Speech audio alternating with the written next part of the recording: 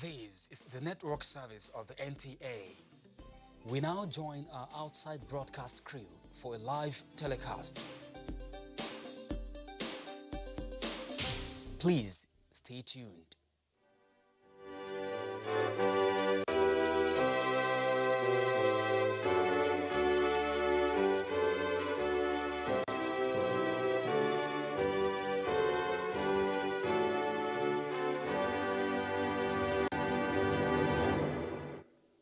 Please let us all now be seated. Opening prayers. Let me formally call on Honorable Dr. Michael Tiddy, Chairman, Warri Southwest Local Government Area from Delta State, and Honorable Abdullahi Maikanti Muhammad, Chairman, Hadejia Local Government Area, who will now give us the opening prayers of both Islam and Christianity. Bismillahirrahmanirrahim. Sallu ala Nabiyu.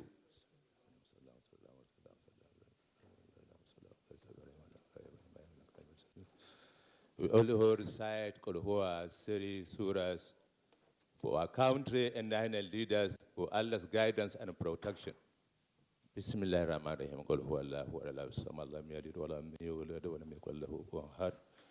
Bismillahirrahmanirrahim. Qul Huwa Allahu ahad Allahu Samad lam yalid wa lam yulad wa lam yakul lahu kufuwan ahad. Bismillahirrahmanirrahim. Qul Huwa Allahu ahad Allahu Samad lam yalid wa lam yulad wa lam yakul lahu kufuwan ahad. Or to recite Al-Fatiha for Allah's guidance and protection for our leaders, our country, and for this issue of banditry and COVID-19 to be a history in Nigeria and the world in general. Bismillahirrahmanirrahim. Alhamdulillahi Rabbil Alameen. Ar-Rahmanu Rahim Maliki Yawmiddin. Iyaka na'budu wa iyaka nasta'in. Ihdina siratal mustaqim. صراط الذين أنعمت عليهم غير المغضوب عليهم ولا الضالين.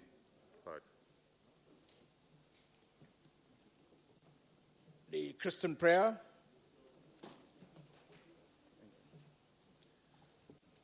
Please let us pray. In Jesus' name. Our Heavenly Father, we thank you for today. We thank you for joining mercies. For our respected delegates, we thank you for joining mercies for our invited guests, especially the Honorable Speaker of the Federal House of Representatives. We thank you, dear Lord, for the beginning of a new day in the annals of Argon. That we commit this conference unto your able hands. All that we are going to do here today, we put in your hands. So that at the end of the day, we shall have cause to give glory and adoration to your holy name. This and others we pray through Jesus Christ our Lord.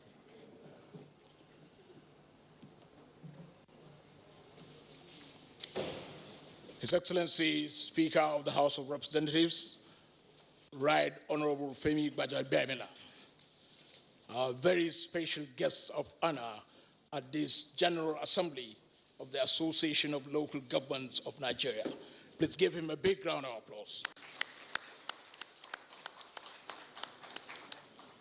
Your Excellencies, Executive Governors that will be joining us virtually via the Zoom platform later. His Excellency, the Honorable Minister, Special Duties and Intergovernmental Affairs, Senator Dr. George Akume. Our Chief Host, the National President, Algon, Honorable Alabi Kolade David. Please give him a big round of applause. Other principal officers of Algon, members of the Algon National Executive Council, who are also Algon state chairpersons from the 36 states of the Federation and the Federal Capital Territory. Please give yourselves a big round of applause to this General Assembly. Chairman, Algon Board of Trustees, Honorable Odunayo Ategbero. Other members of the Board of Trustees, Algon Management Team, made up of the National President, whom we have already recognized, Secretary General Hajia Binta Adamu Bello. Give her a big round of applause.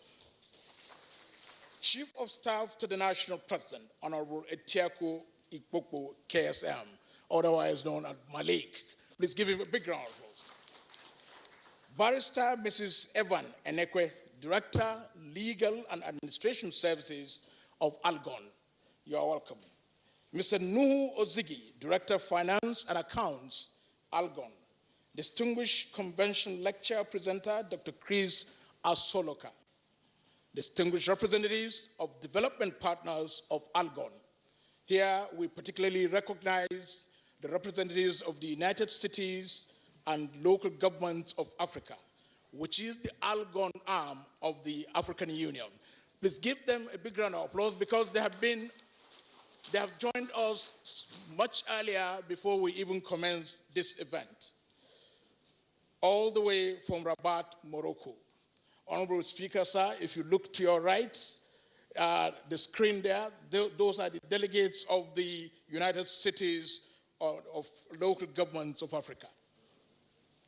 Members and representatives of the media, distinguished guests, ladies and gentlemen, welcome to the General Assembly of the Association of Local Governments of Nigeria, Algon. My name is Muhammad Kudu Abubakar.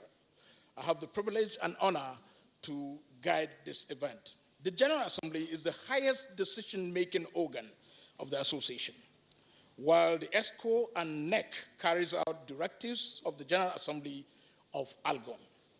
With a vision of repositioning Nigeria's local government, Algon's mission is sustainable governance at the local government levels with better service delivery at the grassroots. The objectives of Algon are numerous, but I will mention just 3 key objectives. 1, promotion and protection of the interests, rights, privileges, and autonomy of the local governments at all times. 2, Algon encourages local governments to execute the functions and constitutionally assigned to them efficiently and effectively. Algon also provides a forum for discussion among members and with other relevant bodies on matters of interest to all local governments. This General Assembly will be divided in 3 phases. We will have this formal opening session, which I am told is being televised live on the Nigerian Television Authority, the largest TV in Africa. And after the formal opening session, we will have a closed session of the General Assembly with the theme, Strategic Positioning for the Future, a New Era. At this closed session, members are expected to review and amend provisions of Algon's constitution. Members and delegates will also elect members of the Board of Trustees and also elect some members of the ESCO. Then there will be the 3rd session. That one will not be closed, and it will be opened also for the media and the cameras. That 3rd session will open immediately after the end of the closed session. Media representatives will be allowed to come back for and watch the events. At that 3rd phase of the session, we will have adoption of Algon's 5-year strategic plan, adoption of the resolutions reached at this General Assembly. Any other business of the day will be considered. There will be a communique and then the closing session. It's now my singular honor and privilege to respectfully invite the Algon National President for his opening remarks. National President, sir.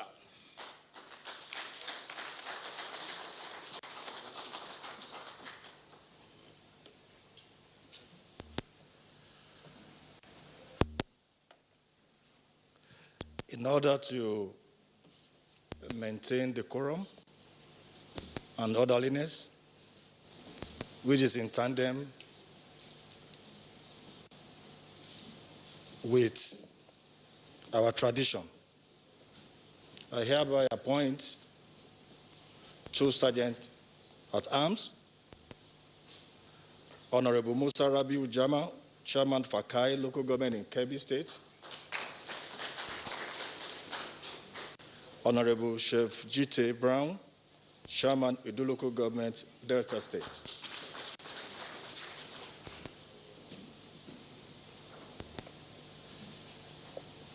Right Honorable Speaker of the Federal Republic of Nigeria, Honorable Femi Gbajabiamila, my honorable colleagues, the Board of Trustee Chairman,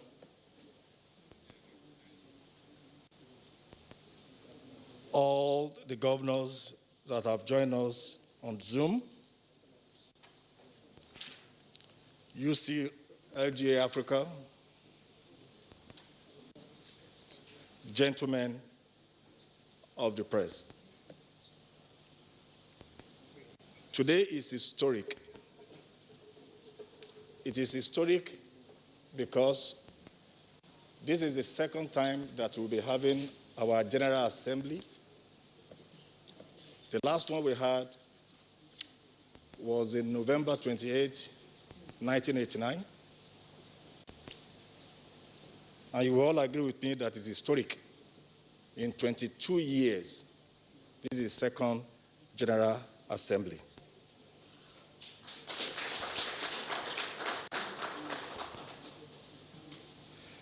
Permit me, Your Right Honorable and Your Excellencies, and my honorable colleagues, to welcome you all most warmly for the honor of your attendance at this 2021 General Assembly at the Association of Local Government of Nigeria held.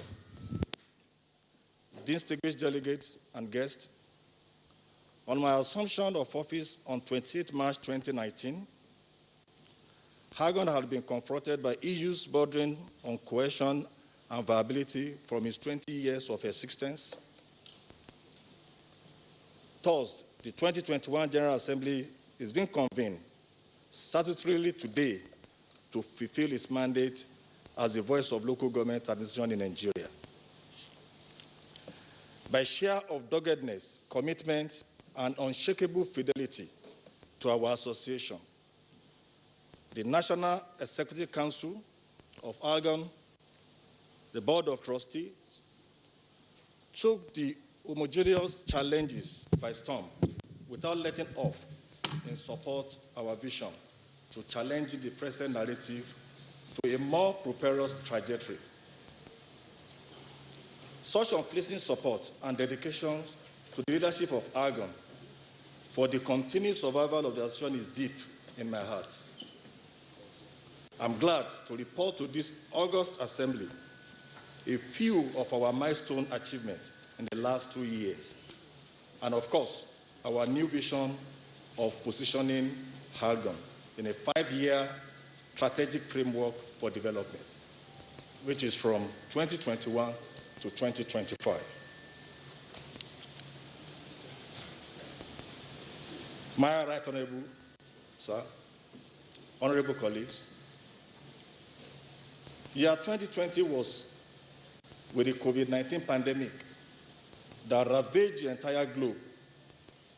It clearly exposed our inadequacies in terms of ill-equipped primary health care facilities in our communities to combating the hazards. I pause to, however, to appreciate the zeal of the federal government, the state governors, and indeed my colleagues for their exemplary cohesion in the new normal brought about by COVID-19 pandemic. Recall that the NEC of Argon provided stimulus packages throughout the entire local governments and area councils to cushion the effect of COVID-19 pandemic. The distribution was flagged off by the Honorable Minister of Special Duties and Intergovernmental Affairs, His Excellency Senator Dr. George Akume in Abuja. In spite of this hindrance to our cause, it became expedient for NEC to continually write to the President Muhammadu Buhari, GCFR, for the need to treat local government and area council as state actors, with a view to reverse the established top-bottom approach, as it were, to a more realistic bottom-up approach for optimal delivery of democratic dividends. I'm happy to inform you that invitations from key federal and state ministries have been extended to us as developmental partners. Year 2020 was indeed significant in reference to the giant strides that we have attained, which include our renewed partnership with the United Cities and Local Government of Africa, UCLG Africa, and the European Union. Our ongoing efforts to recover Argon House in Abuja, and also our engagement of the services of consultants to verify local government investments in the Niger Delta Power Holdings Company, Nigeria Sovereign Investment Authority,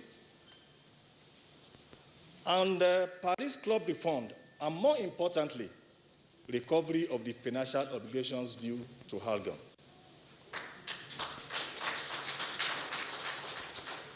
And we equally revisited the completion and equipping of the primary health care centers. In the year 2021 roadmap, there is need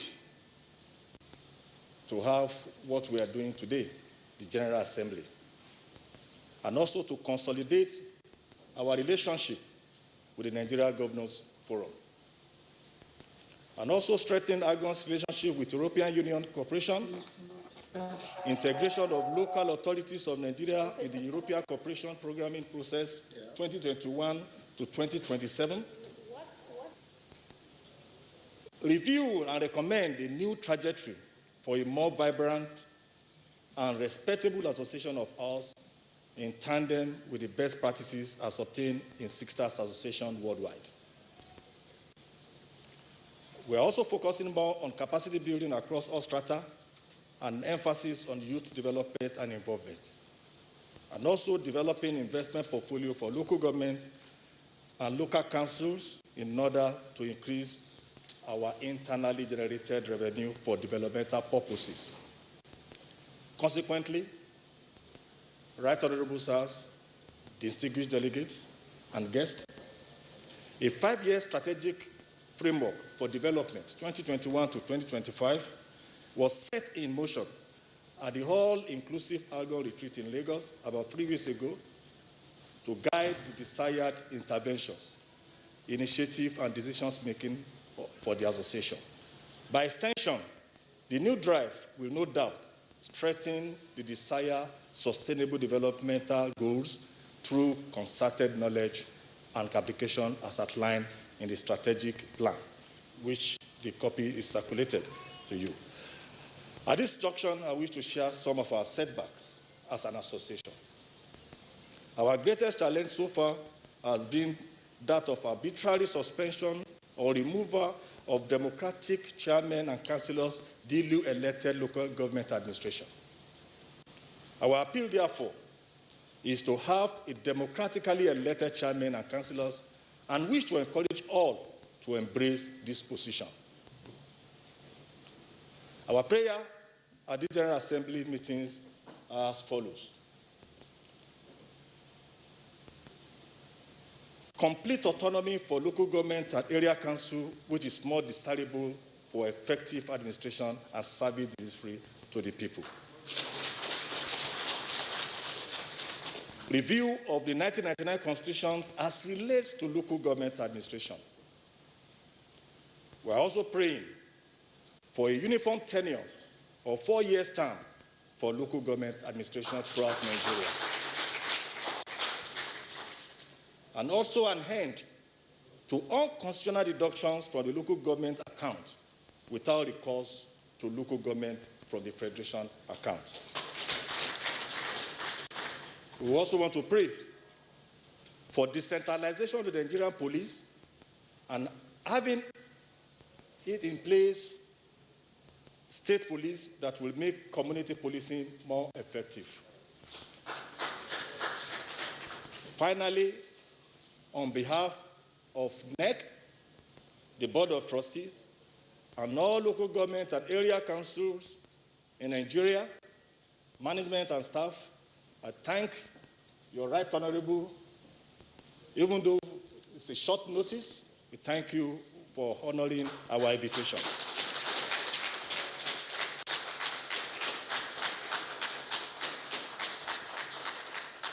We also thank the National Assembly members that are here present,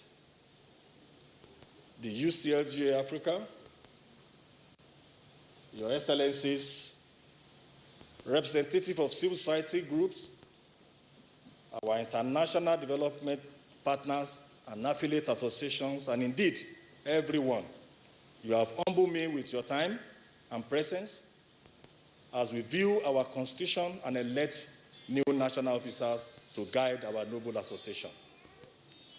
By the collective decision of NEC and ALGON, may I formally indulge His Excellency Muhammadu Buhari G, CFR, President and Commander-in-Chief of the Armed Forces, as the Grand Patron of ALGON, in recognition and appreciation of his local government-friendly disposition and immense support to sustaining the third tier of government. The President's investiture will be communicated to you in due course.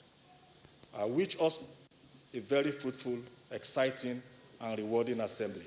Thank you all.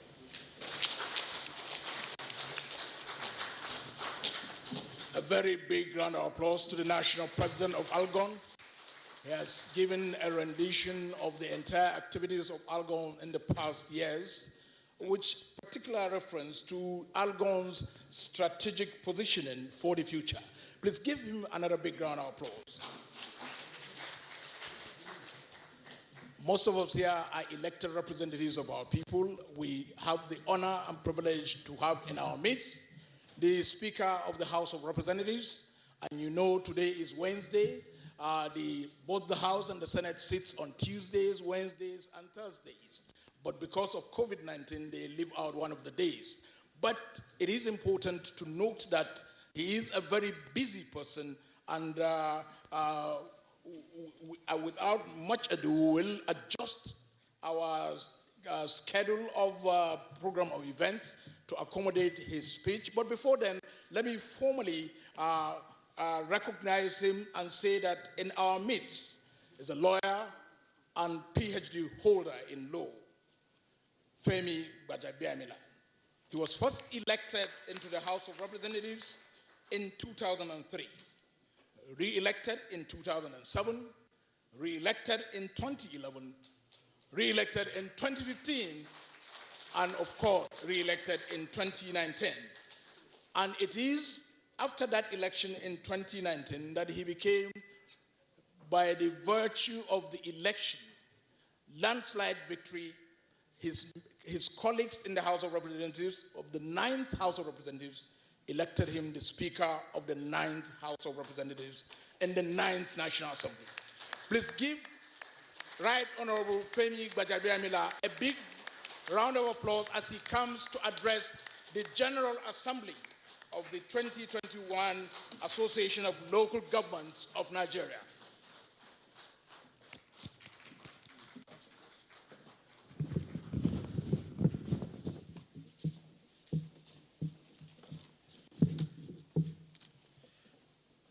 Please, you may be seated. Thank you very much.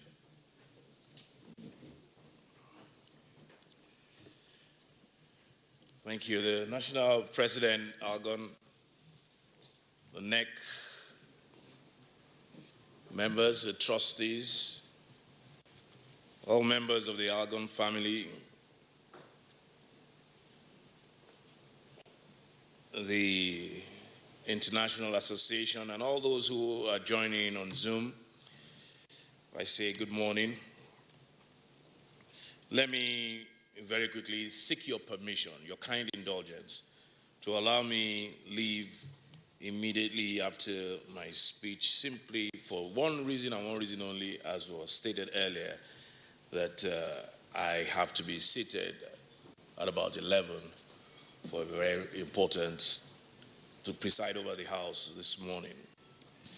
But because I thought this was and many may not even know this, perhaps the most critical, most important tier of government, stakeholders, because you are the ones that are in touch with the masses and the people of Nigeria. I thought, irrespective of the tight schedule, I had to be here to be a part of this. So let me say good morning and thank the National President, Kolade Alabi, our very own, I'm sure you know what I mean, NEC Board of Trustees, for the invitation to join you at the 2021 General Assembly. It is an honor to participate in the critical conversations that I expect we'll hold here today. It has been described by the National Chairman as a historic day. Well, let's make it indeed historic. Let's make it historic in the resolutions and outcomes of today. Let it not be historic just by a mere fact that it's the second in 20-something years. But let history be made by the decisions that you come up with at the end of these conversations.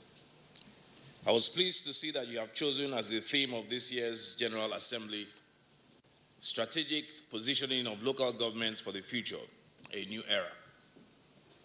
This is an important topic that I hope will allow the General Assembly to develop a strategy that will enable stakeholders across government and civil society to collaborate more effectively to achieve necessary and long overdue reforms of local government administration in Nigeria. The local government administrations in Nigeria are the closest to the people. They should be responsible for making decisions and providing services that ensure the quality of life for the Nigerian people. Until we fix local government administration in Nigeria, we will not be able to fully deliver on the promise of democratic governance in a way that allows us to achieve our country's full potential. Let me, at this point, say this very quickly, and I'm sure many will attest to it. I've been elected 5 times into the National Assembly. However, I find that with every election cycle, every 4 years, when I go around campaigning for re-election, what I hear from my constituents, the only problem I have with constituents always be,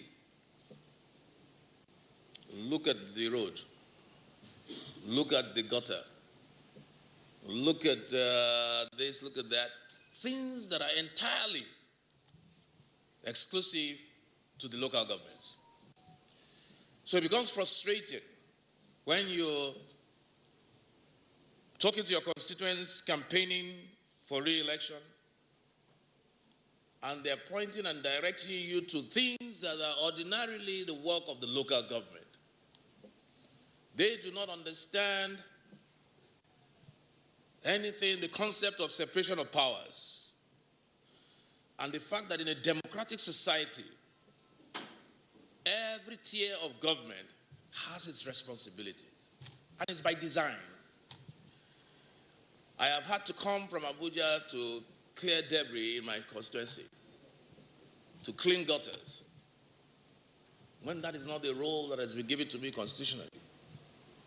But I say this to underscore the importance of local government administration, not because I realize that the reason why the local government administration is not functioning is not because the local government councils or chairmen or councillors don't want to work. No, but because they have been hampered structurally.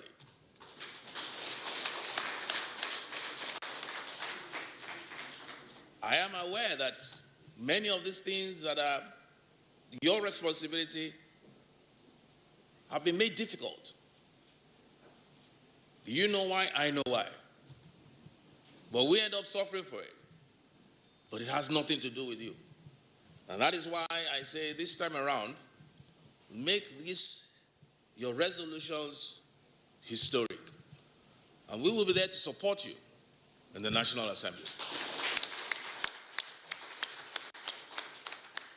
I believe that now, more than at any other time in our history, there is a public and political consensus in favor of constitutional reforms to address the fundamental and structural problems from whence flow many of our other national challenges. Therefore, this is the time to ensure that the question of how to get our local governments working is at the center of our national conversations about the future and about the promise of Nigeria. It is often said that you cannot build something on nothing. It therefore has to be a bottom-up approach. If you don't fix local government administration, then we're just going to be running around in circles.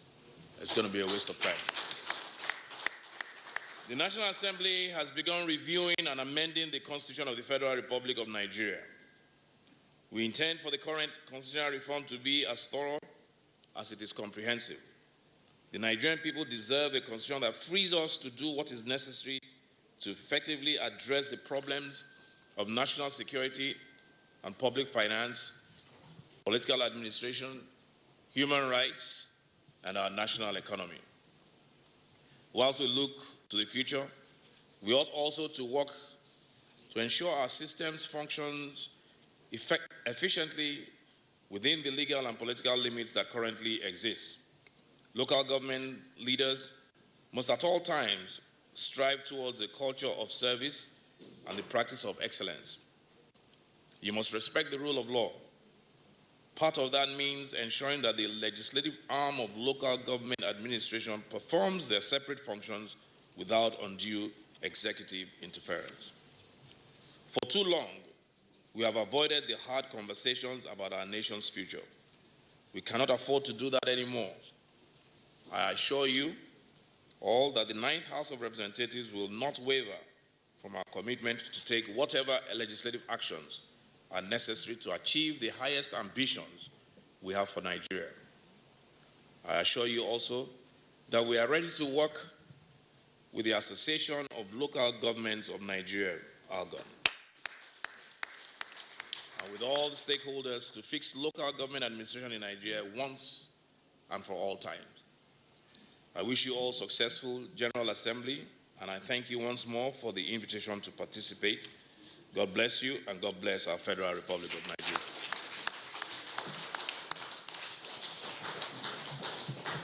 A very big round of applause to Right Honorable Speaker, 9th House of Representatives, Right Honorable Femi Gbajabiamila.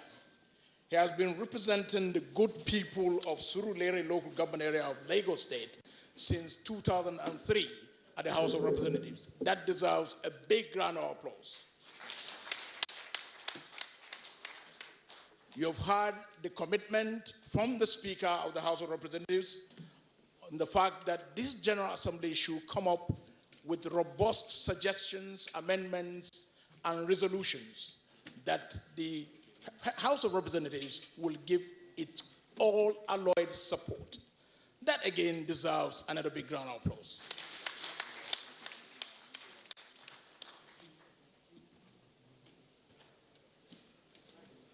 Like the Right Honorable Speaker said, he has to leave immediately to preside over the plenary of the House of Representatives. Without much ado, can we all rise to allow the Right Honorable Speaker exit? But only the National President will see the Right Honorable Speaker out. The rest delegates should all remain seated. The National President and the BOT Chairman will be the ones to see the Right Honorable Speaker as he leaves this General Assembly. Please give him another big round of applause as he exits.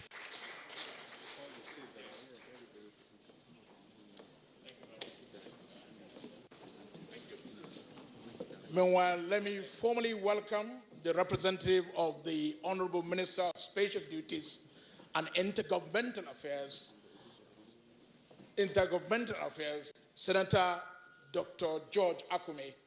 His representative is the Deputy Director, Simon Tiongo. Simon Tiongo is here to represent the Honorable Minister, Special Duties and Intergovernmental Affairs. You are welcome, Honorable Simon Tiongo. Please give him a big round of applause.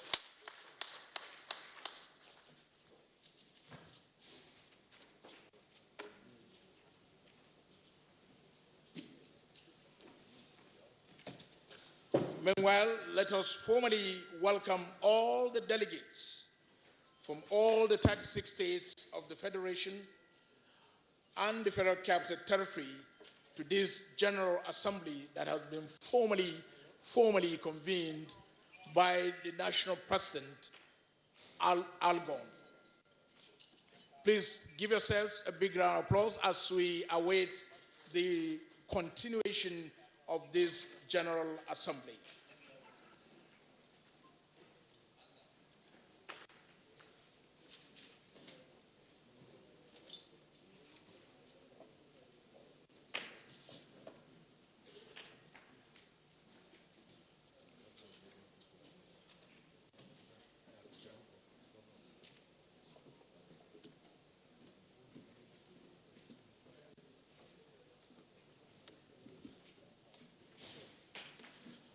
Meanwhile, as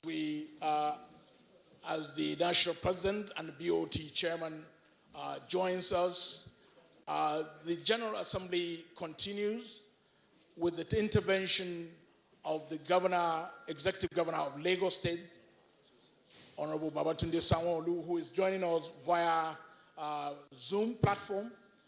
At this point, I will crave the indulgence of the members of the high table to push their chairs to the right a little so that they can watch the screen and observe and watch the address, the goodwill message from the Executive Governor of Lagos State, Babatunde Sanwo-Olu, who is joining us on virtually by the Zoom platform.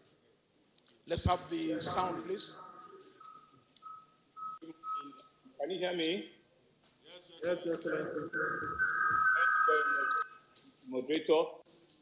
Thank you very much, distinguished audience and participants. I want to stand on existing protocols. I don't know how many of our very senior officers and citizens are there, so I don't want to run foul of the protocol. But I want to acknowledge the National President of Algon,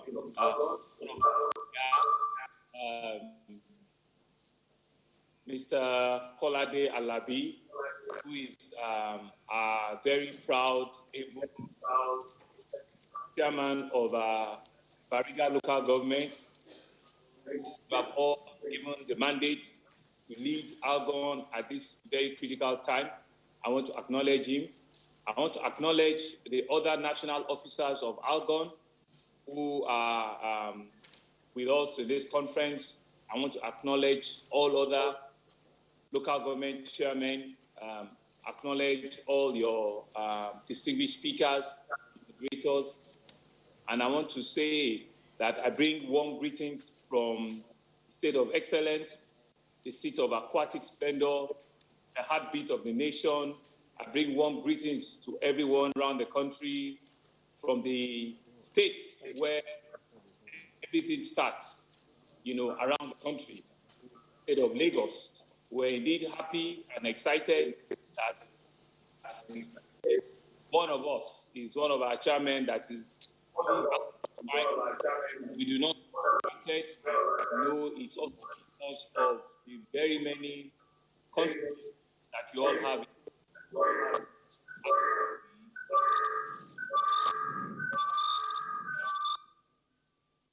The country is going through a lot right now, and I want to enjoin each and every one of you that in your respective of endeavor, respective local government, that so much is expected of each and every one of us.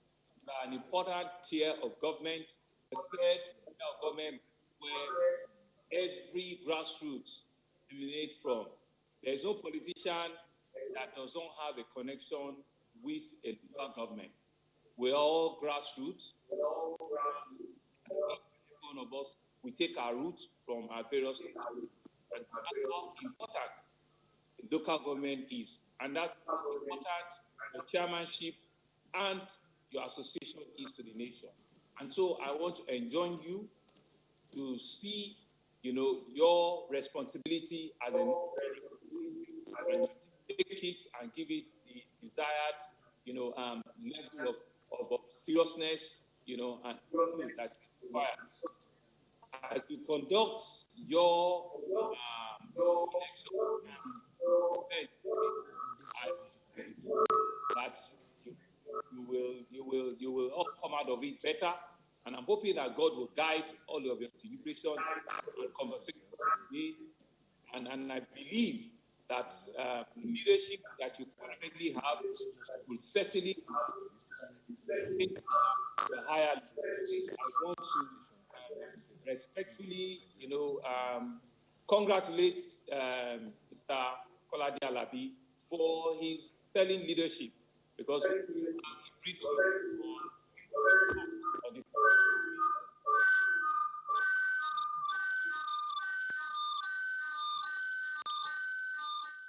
Distinguished delegates, Chairman of Algon, I want National to thank President. you and encourage you to continue in that side. Security is a major issue right the country now, and so all of us need to be very, very up and about. All of us need to be very vigilant. It's not something that you can leave at the national level or at the state level alone. All of the issues around security is happening at one local government or the other.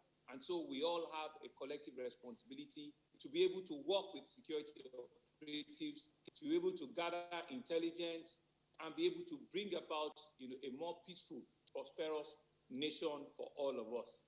I want to wish you all the best. I want to say that I bring you good greetings and good tidings from Lagos State, and we're hoping that at the end of this conference or this the gathering we are having, that it will turn out very, very fruitful and very, very useful to the nation. Thank you very much for having me. Kolade knows that I'm also running out for another event right now, but it's an honor to have me just say one or two words. Thank you very much.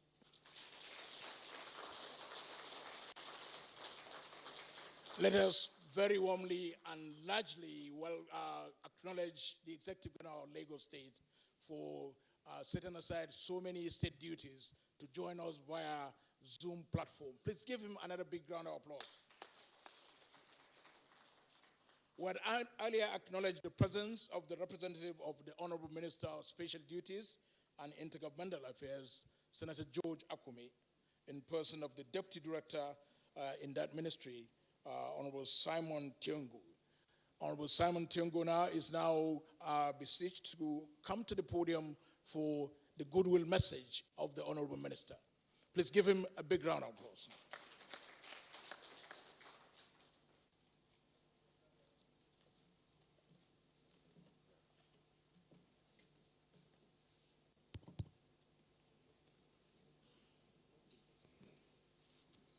The Chairman, Algon, National President of Algon, the Secretary General of Algon,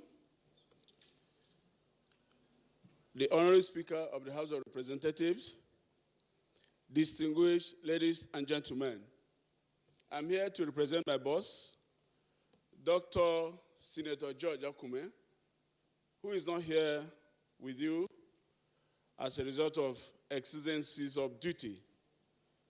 He was supposed to be here with you. He takes issues about Algon very seriously, but he's not able to be with you. He has asked that I should give his apologies. Ladies and gentlemen, permit me to give his goodwill message. I am delighted to address this General Assembly of the Association of Local Governments of Nigeria, Algon, and warmly congratulate the leadership of the association for the visionary posture and thoughtfulness to convene this General Assembly. which is the highest decision-making body of your association in the face of your struggle to placing Algon in its rightful position within the Nigerian polity as a local authority. Ladies and gentlemen, Nigeria is one of the countries that operates federal system of government with 3 tiers of government, namely federal, states, and local governments. The federation consists of federal capital territory, 36 states, and 774 local government areas. The idea of local government is one aspect that was termed or viewed as a political authority under the state for decentralization of political powers and for delegation of authority. In other words, local governments still remain an indispensable icon of any genuinely democratic system as they constitute a critical focus of the quest for a viable socio-political arrangement. The reason for this is not far-fetched, that the local governments are seen to be the most closest and set of authority to the local people as an administrative council in local settings. Local government as the 3rd tier of government in Nigeria is the closest government to the people as it deals with the people from the grassroots level. It is therefore pertinent to stress that its importance is significant in socio-economic and political life of a nation like Nigeria, where majority of the teeming populace reside in rural communities. Thus, for this concern, the role of the local government administration cannot be overemphasized and hence clearly spelled out in the 1999 Constitution as amended in the 4th schedule. The operation of local government administration in Nigeria under the said 1999 Constitution would not be said to be perfect without some hitches. Despite the fact that local governments are duly recognized as the 3rd tier of government, there are some of the constitutional hitches and challenges bedeviling their operations as required by the law, which must be addressed to make them effective and efficient. Ladies and gentlemen, the administration of President Muhammadu Buhari has taken some bold steps to reposition the local government administration, such as granting of local government autonomy and enforcement of democratically elected local government councils by the states. This is a clear demonstration of political will by Mr. President. The COVID-19 pandemic that has ravaged the entire country in 2020 was felt more in our local communities. The leadership of Algon contributed in no small measure, particularly on stimulus packages and advocacy, notwithstanding your financial limitations. The federal government, in its wisdom, then realized that the local government area councils were the veritable vessels through which the dividends of democracy would reach the vulnerable, indigent citizens. Ladies and gentlemen, Mr. President, I urge you to take advantage of this initiative and key into President Muhammadu Buhari's resolve to lift 100 million Nigerians out of poverty in the next 10 years. The federal government is favorably disposed to attaining this developmental goal. As a ministry, we have proposed the establishment of micro, small, and medium enterprises in the 774 local governments of Nigeria based on economic corridors. We believe that this will create jobs and ensure improvement in the well-being of the local populace. Ladies and gentlemen, I therefore thank the body of Algon, particularly the leadership, for the 5-year strategic framework for development from 2021 to 2025 as envisioned. Thank you, ladies and gentlemen, for listening, and God bless you all.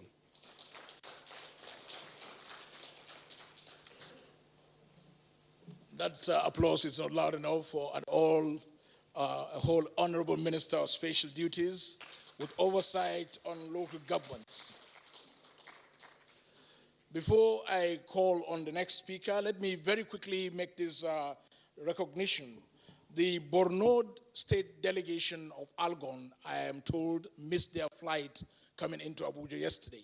While this event was on, they walked in. Please let us all welcome them and acknowledge their presence, led by Honorable Mohammed Lawan Sharif, Algon chairman, and his delegation from Borno State. Please give them a big round of applause.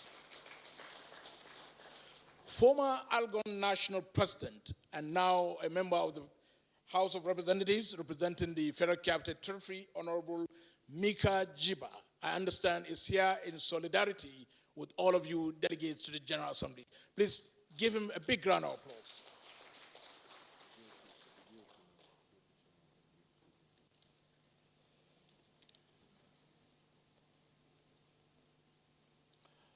We now call on the chairman of the Board of Trustees of Algon, in person of Honorable Odunayo Ategbero, to give his goodwill message to this General Assembly. Please give him a big round of applause as he comes.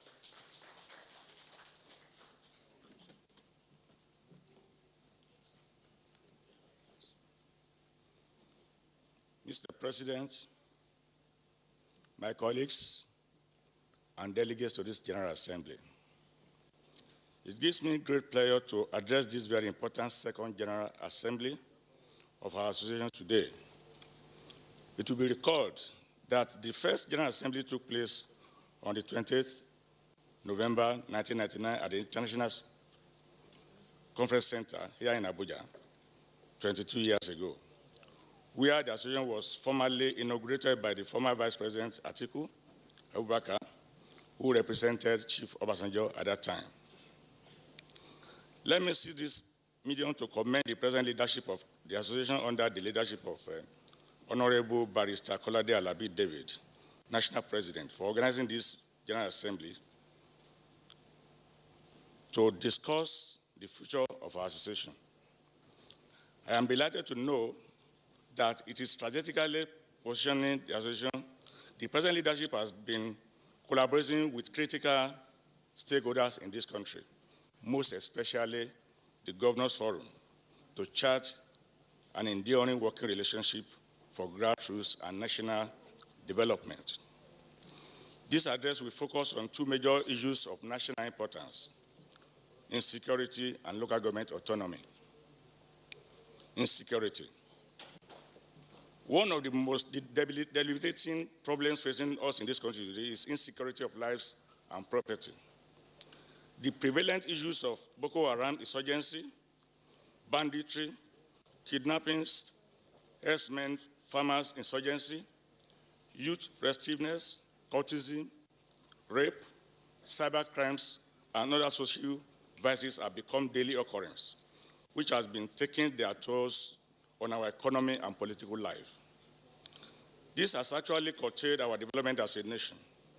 Sadly enough, many innocent lives have been lost and are still being lost on a daily basis.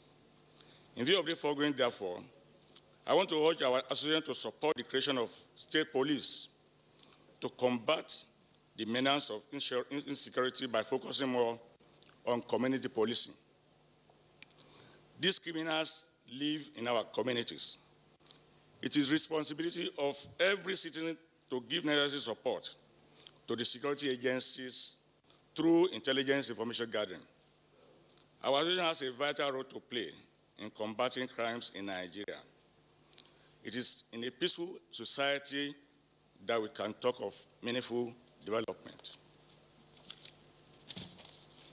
Local government autonomy. I am an unrepentant advocate of local government autonomy for a vibrant and functional local government system as a third tier of government in Nigeria. Local government autonomy is desirable and it is achievable. I'm aware that the National Assembly has passed a bill for local government autonomy. Public hearing and referendum have been held with the overwhelming support of Nigerians. The next stage is the concurrence of the state's houses of assembly, which requires two-thirds of its members to pass the bill into law. It must be noted that all the members of the state houses of assembly in Nigeria represent their local governments in their various houses of assembly.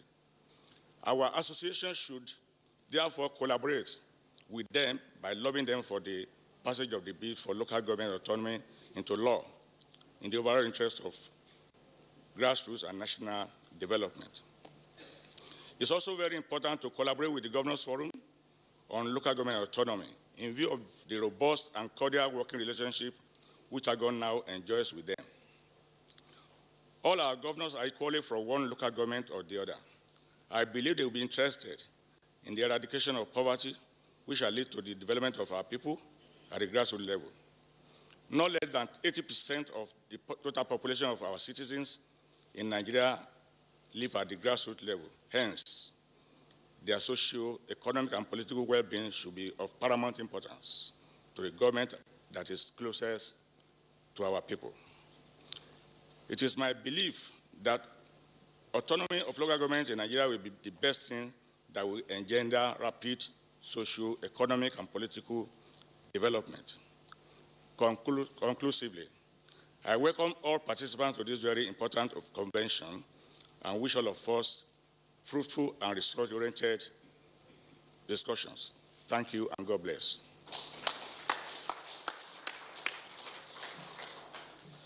A very big round of applause to the chairman of the Board of Trustees of Algon. It's not loud enough.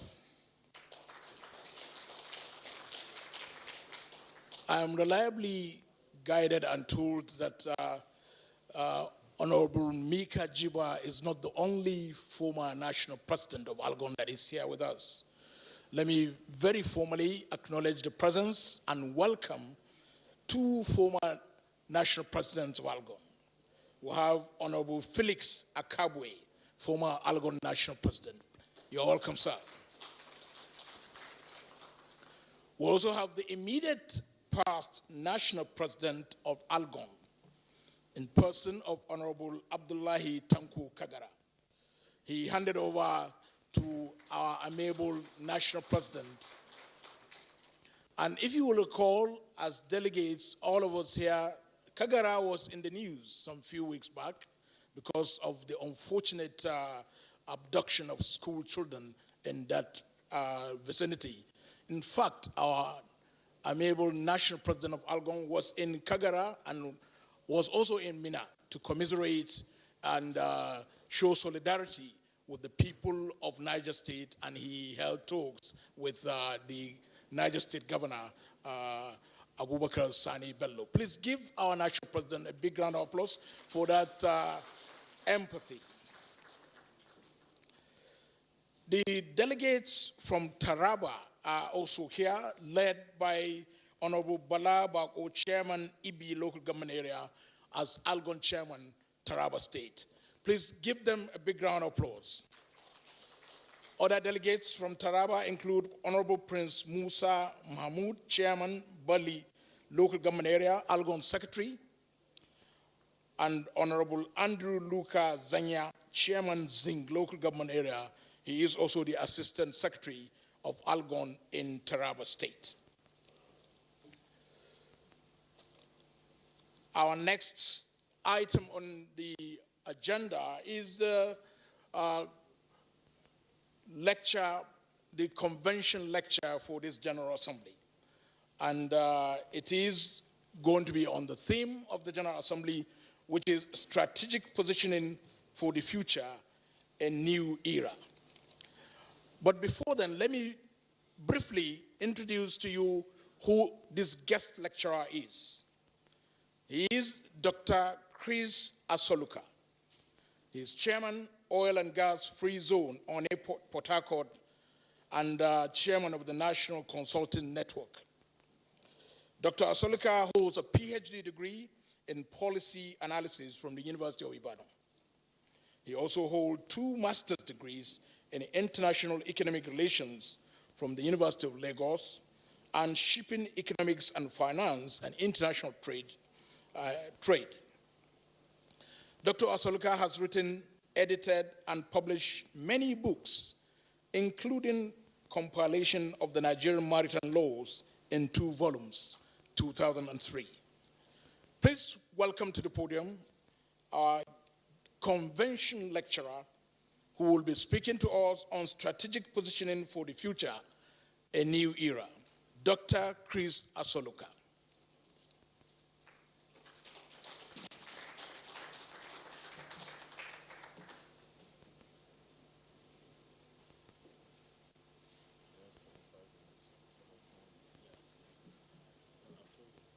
Dr. Asoluka will be speaking to us for 20 minutes, and thereafter we will go to the closed session.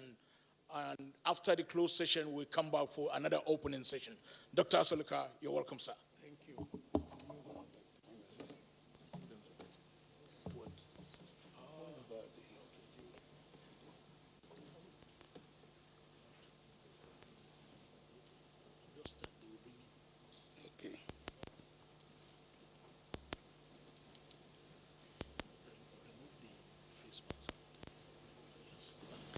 So I'm safe here.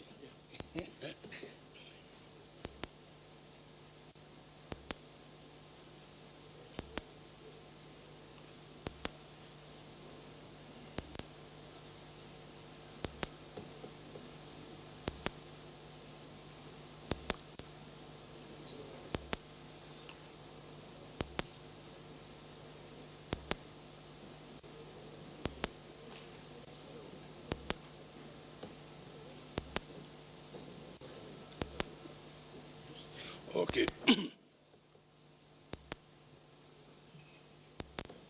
The President of Argonne, Honorable David Kolade, the Chairman, Board of Trustees, members of Argonne NEC, and the various state representatives of Argonne who have shown their commitment by traveling in these very hard times to attend the second General Assembly of Argonne in what could look like a very, very long time that people would have forgotten. I congratulate you for your courage. I congratulate the President and members of NEC for their innovation and determination, as well as walking the talk. Because most times people would propose, but when it comes to execution, is another story. So for you to have planned, got the courage to execute, I'll say kudos and a round of applause to all of you for this great stride. Before they put on the slides, I am told to talk around the theme of this General Assembly, which has to do with strategic positioning of local government for the future. Colon, the new era. Having looked at that, I decided to make it a little more robust, because what we tend to do is to arm you in terms of materials. If you have time to go through it, I can race through this lecture in 5 minutes.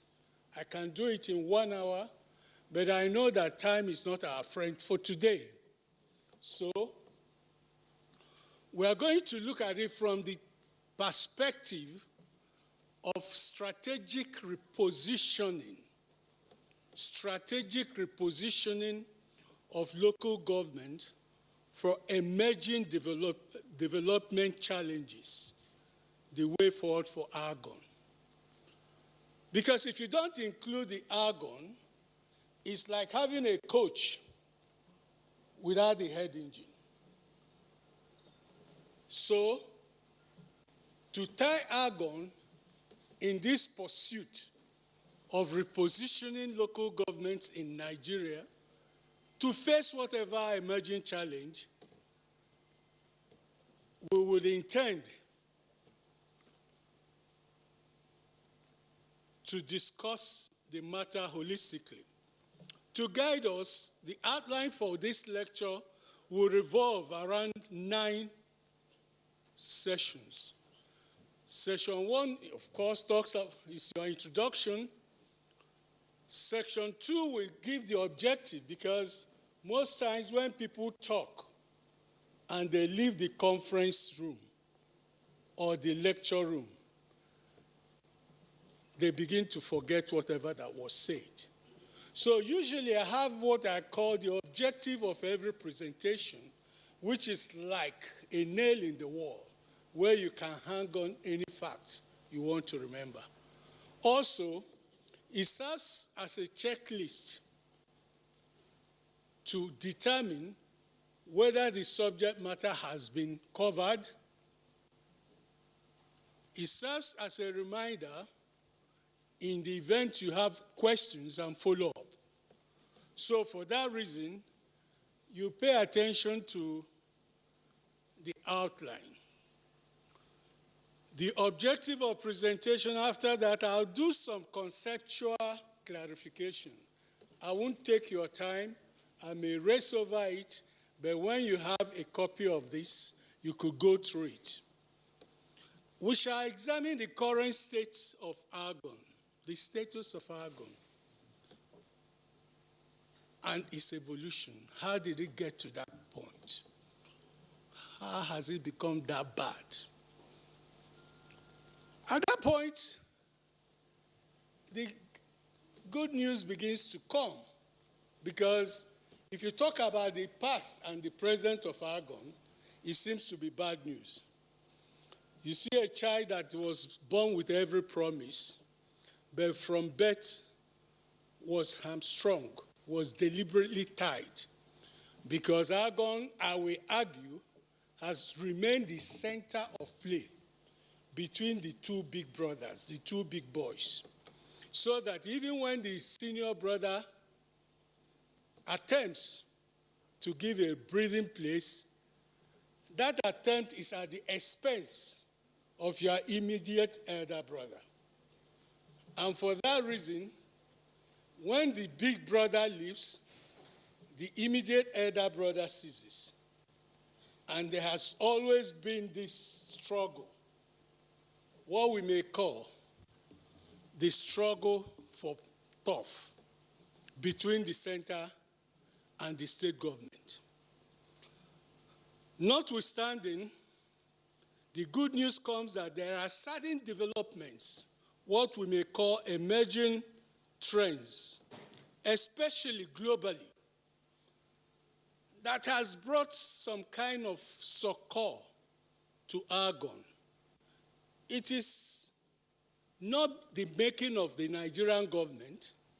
The pressure is coming from, and that pressure is either you comply or you stay off whatever multilateral arrangements which would have been made. We also look at some major challenges. At that point, we boldly will examine Argon and ask, can Argon play this catalytic role? Can it be a catalyst? A substance that causes reaction while remaining intact. And when you are a catalyst, you're a change agent. And change agents are not loved by many people. If you don't know, most of you would have read Niccolo Machiavelli in The Prince, 1476 to 1529. And they quote him off track by saying the end justifies the means. The most profound thought of Machiavelli has to deal with change agents. Any change has many enemies, especially the entrenched interests that will lose in the event of the change coming to fruition. Yet, those who will benefit from this change may not know, and as a result, they don't get the solidarity and support which would be necessary for the change to succeed. We will now look at the opportunities, the challenges that Argon has towards acting as a catalyst. And if it does, what will be the benefits? What will be the expectation for the local government system in Nigeria? At that point, we begin to conclude. Having said this, it's a little bit unfortunate it should be on the slide so that you can follow my lecture. Introduction. Whether you believe in social contract theory or Thomas Hobbes, who would argue that the state of nature is the state of war, where everybody is against everybody. And so, life becomes brutish, short, and nasty. And in order to save human beings, a Leviathan, an almighty ruler, emerges to protect the people. Or you're a believer of John Locke, who says, no, the state and the citizens are into what they call the social contract. So that when you are in a state, there are certain things you expect from the state. And without much ado, you even see that the Constitution of Nigeria guarantees safety of lives and property, and the welfare of Nigerians as inalienable rights of the citizens. However, in real life, what do you see? Protection of lives and property is no longer the kind of story we used to hear. What about development? Development that ushers in welfare, enhancement of welfare. You don't seem to have it. When you do know that development is all about survival, it's all about prosperity, it's all about progress. So when a state doesn't guarantee development, it begins to fail in its role. Perhaps the global environment does not do us any good. Because while you are here thinking that everything is bad and explaining it away, there are some other countries, there are other societies in other places where life is better. Which is why, unfortunately, you have our young ones, Mr. President, trying to swim from Africa to Europe. You have our young ones leaving Nigeria in drones because they think life abroad is a lot better than the kind of life we have in Nigeria. The situation in Nigeria, if you want me to say, with the development gap, is worsening every day and is becoming alarming. It is therefore in everybody's interest for us to stem this tide.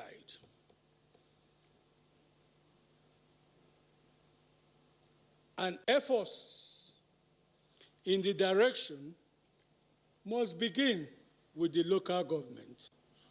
We can begin to surmount these difficulties by understanding not only the problems, but also the options available to us in dealing with them. Knowledge is key.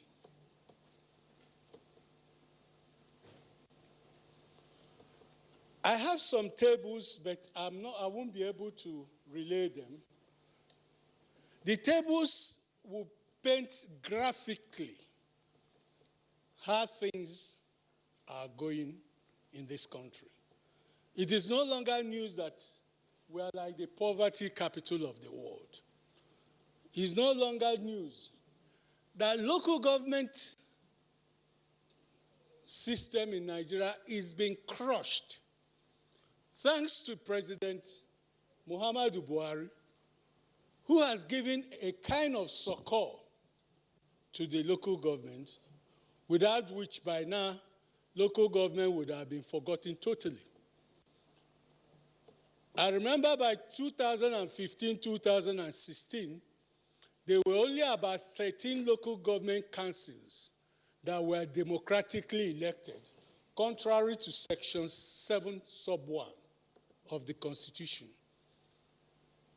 It took the courage of the president to say, no, things shouldn't be going that way. It also took the courage of the president to say, look, by virtue of Section 162, the federation account is owned by 3 tiers, and 3 tiers only: the federal, the state, and the local government. It was out of convenience. There wouldn't have been a situation where 774 directors of finance from local government will go to federation account to collect checks. I have been a commissioner for finance, and I know the practice is the state for local government is collected by the accountant general. Immediately he gets back, is paid to the state joint account for the use of local government. And this matter has been tested severally, getting to the Supreme Court, that emphatically said that the money passing through you, the state, does not give you license to apply that fund, because you are nothing but a conduit. At this point, I say that we cannot become what we want to be by remaining what we are. The same thing was said by the guru of consulting and management. Peter Drucker said one other way of looking at madness is doing the same thing the same way and you expect a different result. It doesn't happen that way. Sorry, I can apologize because this thing is getting like a monologue. It should be, visual as well as audio. At this point, I say, please remember, the objective of this, our discussion, is not just to come and speak grammar. I intend to do a tour de force of local government in Nigeria, the evolution and the present status, so that, like Achebe would argue, you can know where the rain started to beat you. Secondly, we intend to explore the implications of the emerging trends, especially global trends, towards localization of development to the growth, strength, and resilience of local government in Nigeria. Thirdly, I want to think that by doing so, we will be developing and strengthening good governance at the local government level. 4, another objective of this presentation, not just grammar, is to develop the capacity of local government chairmen, administrators, that is the government, and making them realize that citizens at the level of local government are very important, and their cooperation is increasingly needed in order to improve the welfare of the people.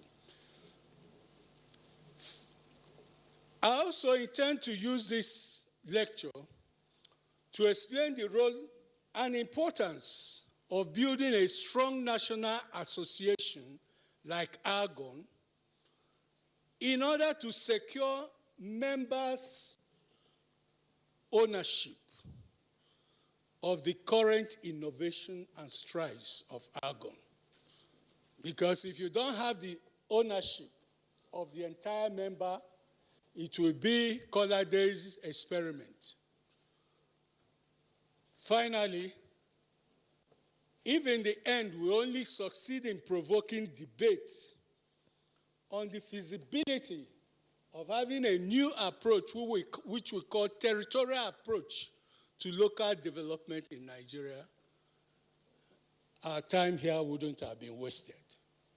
Having said that,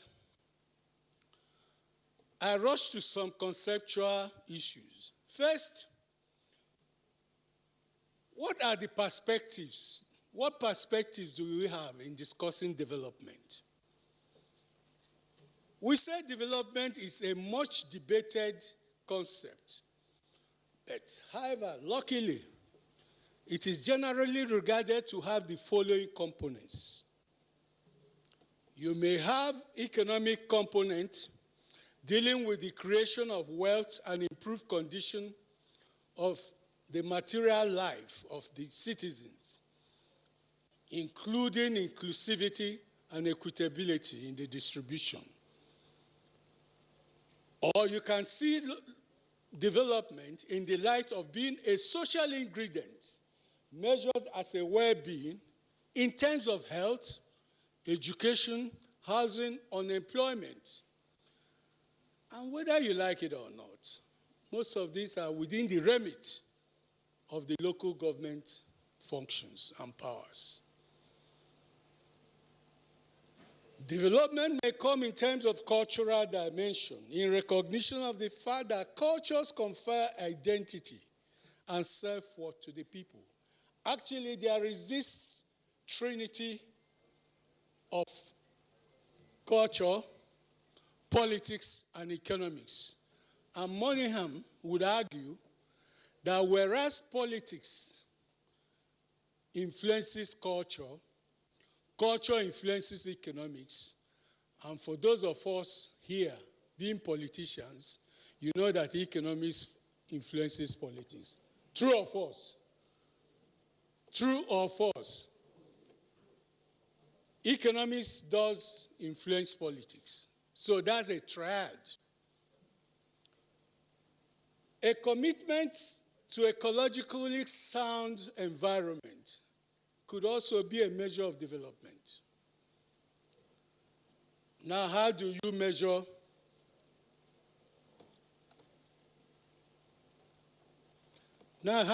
measure development?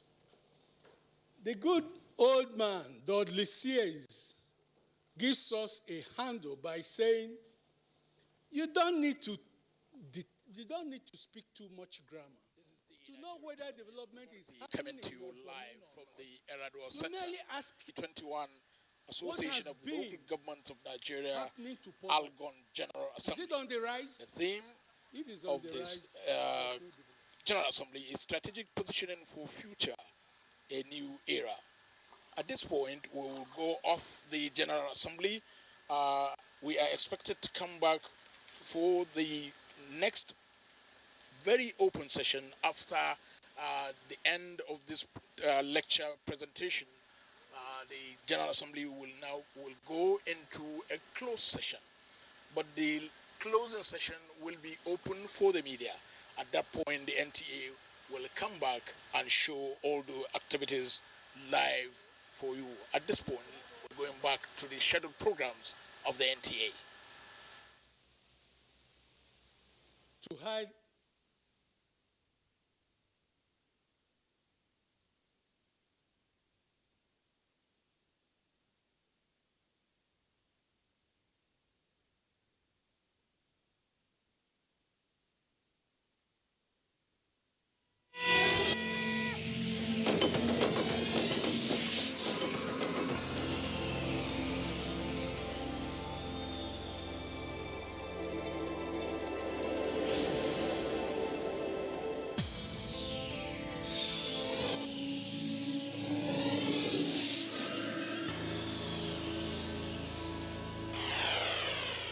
NTA, you can't beat the rich.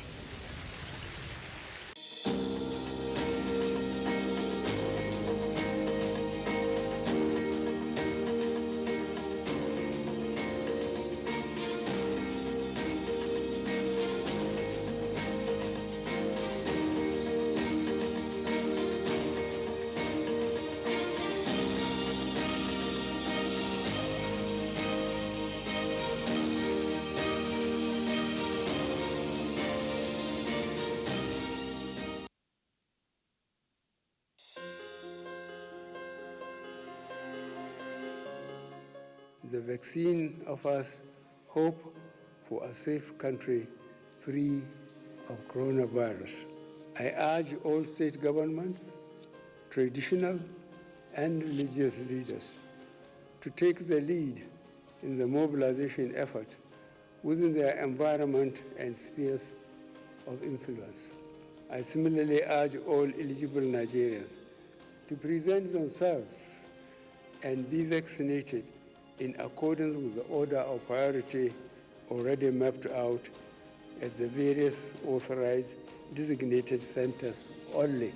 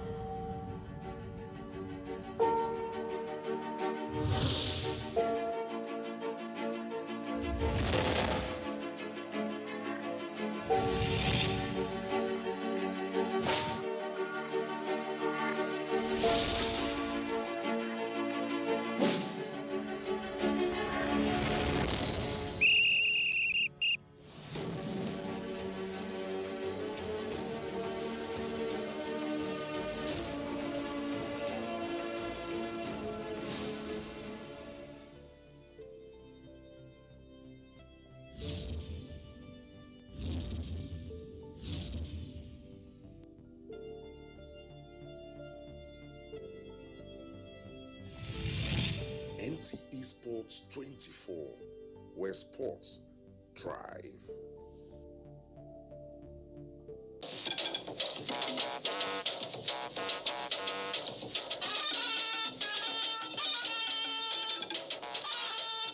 NTA News. When the news breaks, we mend it and present it without blemish. NTA News, authentic and authoritative. These days, people get their news and information from more media sources than ever before. Some of the news and information given are fake, unverified, doctored, and manufactured to create confusion, stir disaffection, and cause disunity. Before you believe or share any news, ask yourself, is this real? Is it from a credible source? Is it verified or verifiable? Fake news is dangerous. Whether you do it for fun or for political gains, real people can get hurt. Fake news, don't create it, don't spread it. This is a public service announcement from NTA.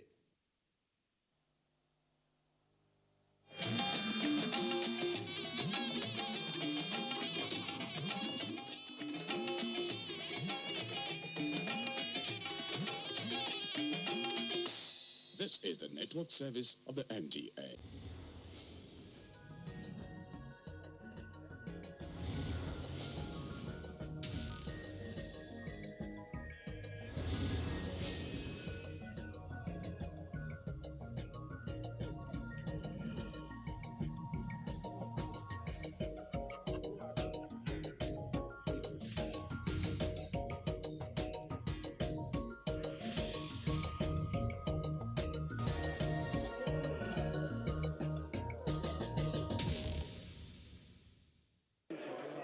It was the second plenary of the week, and the first order of the day was the bill that seeks to establish Armed Forces Service Commission. Sponsor of the bill and Minority Leader of the Senate, Naya Baribe, provided the synopsis of the bill, which, among other issues, seeks to ensure federal character principle in the appointment of service chiefs. The first order of the day is the second reading of the Armed Forces Service Commission Establishment Etc. Bill 2021. That is Senate Bill 362. The distinguished senators will recall that the bill was read the first time in this distinguished chamber on Tuesday, 3rd March 2020. Mr. President, you may wish to invite distinguished Senator Inaya Abaribe to move the motion for the bill to be read the second time. I rise to move that this Senate do permit me to do the second reading of the Armed Forces Service Commission Establishment, etc. Bill 2021, SB 362. I so move. Permit me to lead the debate of this very important bill for the establishment of the Armed Forces Service Commission. The bill was read for the first time in these hallowed chambers on Tuesday, 3rd of March, 2020. This bill seeks to get the National Assembly to give effect to the clear provisions of Section 219 of the Constitution of the Federal Republic of Nigeria, 1999, as amended. The Armed Forces of Nigeria is a national institution that should be insulated from the vagaries of political divisions, and therefore the framers of the Constitution, in their wisdom, inserted this section to prevent a situation where our national symbol of unity and strength could be sacrificed on the altar of political temperament. Mr. President, distinguished colleagues, this bill seeks to establish the Armed Forces Service Commission to ensure that the composition, appointment of service chiefs of the Armed Forces of the Federation reflects federal character of Nigeria in the manner prescribed in Section 2173 of the 1999 Constitution as amended. For clarity, Section 219 says as follows: the National Assembly shall, in giving effect to the functions specified in Section 217 of the 1999 Constitution, B, with respect to the powers exercisable by the President under Section 218 of the Constitution, establish a body that shall comprise such members as the National Assembly may determine, and we shall have power to ensure that the composition of the Armed Forces of the Federation reflects federal character of Nigeria in the manner prescribed by Section 217 of the Constitution. The establishment of this commission is informed by the imperative to give effect to the provisions of Section 217 of the Constitution of the Federal Republic to ensure that the composition, appointment of service chiefs of the Armed Forces of the Federation reflects the said section. The function and powers of the Commission shall be to have the power and authority pursuant to Section 219 of the Constitution as amended to ensure that the composition, appointment of service chiefs of the Federation, of the Armed Forces of the Federation reflects federal character in the manner prescribed in Section 2173 of the 1999 Constitution. Ensure that the functions specified in Section 217 of the 1999 Constitution and the powers exercised by the President in appointment of the service chiefs and officer corps and other ranks of the Armed Forces of the Federation in Section 218 reflects the said section. Recommend to the President from among the best and most qualified and most educated and most experienced members of the Armed Forces of the Federation for appointment of Chief of Defense Staff, Chief of Army Staff, Chief of Air Staff, Chief of Naval Staff, Director of National Intelligence, and heads of other armed-bearing security agencies, and ensure that such appointment reflects the federal character of Nigeria. Recommend to the President the removal from office as service chiefs and heads of other armed-bearing security agencies on grounds of misconduct, abuse of office, breach of any section of the Constitution, the Armed Forces Act, or any other act of the National Assembly. Approve promotion from among the best, most competent, and qualified officers as heads of military formations, branches, such as General Officers Commanding, and their equivalent in the Navy and Air Force. Provided that in making such recommendations, the Commission shall observe the federal character principle and adopt an equitable template to spread the offices of the service chiefs and officer corps and other ranks among the 6 geopolitical zones of the country. Mr. President, distinguished colleagues, the enactment of this bill will help to strengthen our national unity and integration, where the overall interest of all sections of the country is protected. Mr. President, my highly respected colleagues, in line with Order 77.3 of our standing rules, the financial compendium is hereby attached. I urge all of you to support this bill for the second reading. I so submit. Thank you. Arise to contribute to the debate on this very important bill that seeks to give effect to Section 219 of the 1999 Constitution of the Federal Republic of Nigeria as amended, and to commend the minority leader for coming up with this very bill that seeks to activate a provision of the Constitution as it reflects and concerns the armed forces of the Federal Republic of Nigeria.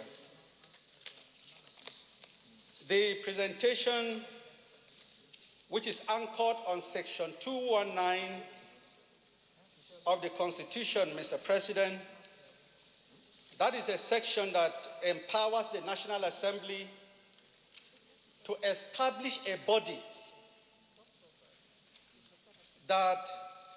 and that body, the Constitution has not given it a name. Rather, the Constitution has given those powers and discretion to the National Assembly to define and determine and recommend and legislate on what the name should be. And that name, as recommended by the sponsor of the bill, is an Armed Forces Service Commission. The name proposed by the bill, therefore, does not offend the Constitution. It does not offend the Constitution. The body, as established and as will be legislated by these very hallowed chambers, has its functions cut out very clearly in that section 219 of the Constitution. And that is to ensure that the composition of the armed forces of the Federation reflect the federal character of Nigeria, compliant to Section 219, which is the federal character provision. And like the sponsor has said, this commission would go a very long way to address certain concerns and also to strengthen the unity of the Federal Republic of Nigeria without compromising professionalism, competence, and excellence, believe very strongly that the federal character principle is to strengthen the unity of Nigeria.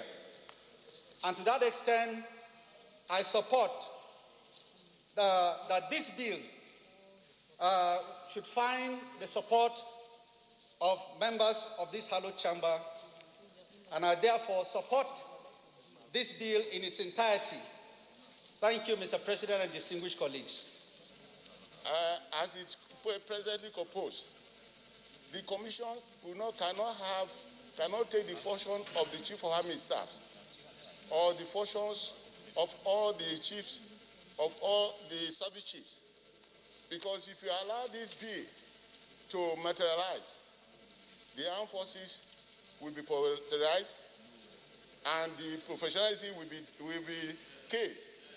Yes. So, Mr. President, it is the function of the Chief of Army Staff or the service chiefs that knows the competence of their officers that can recommend for any position. The Commission cannot know who is competent, because by the time we establish this bill, the military will be politicized and everybody, the professionalism will not be there. So I believe it is better for the mover of this bill to look at it second time and reframe it. Mr. President, distinguished colleagues, my submission will be in line with the last speaker. And I think we need to carefully read Section 217. And if I have your permission, Mr. President, I want to read subsection 1 of 217. There shall be an armed forces for the Federation, which shall consist of an army, a navy, an air force, and such other branches of the armed forces as may be established by an act of National Assembly. Now, I do want to read all the other parts. Currently, Mr. President, we have all these branches, and each of the branches does have councils, which perform the function of appointment and promotion. Now, the new commissions that is being proposed to be established, just like the last speaker said, rather than it having effect in terms of promoting unity and strengthening our armed forces, it will be a mere creation of a bureaucratic setup that will not enable the armed forces to do what it's supposed to do. Of course, we are aware of the Section 14, which establishes federal character in everything we do. And the practice in the current councils, there is councils for each one, and there's already in existence a defense council, which combine the joint forces. Therefore, Mr. President, I think I want to urge that the mover of this bill do withdraw the bill, as it may not be able to achieve the desired effect, and we may not proceed with it. Thank you, Mr. President. This is one of those moments, again, where as elected representatives of the people who swore to uphold the Constitution of the Federal Republic of Nigeria, we have to take a decision as to whether or not we want to stand and uphold the clear provisions of the Constitution or allow whatever primordial sentiment to make us shy away from upholding the Constitution. Section 219 of our Constitution is very clear, Mr. President. And it is for this Senate to take a decision. The word shall is used in Section 219. With your permission, Mr. President, I would like to read again. Section 219. The National Assembly shall,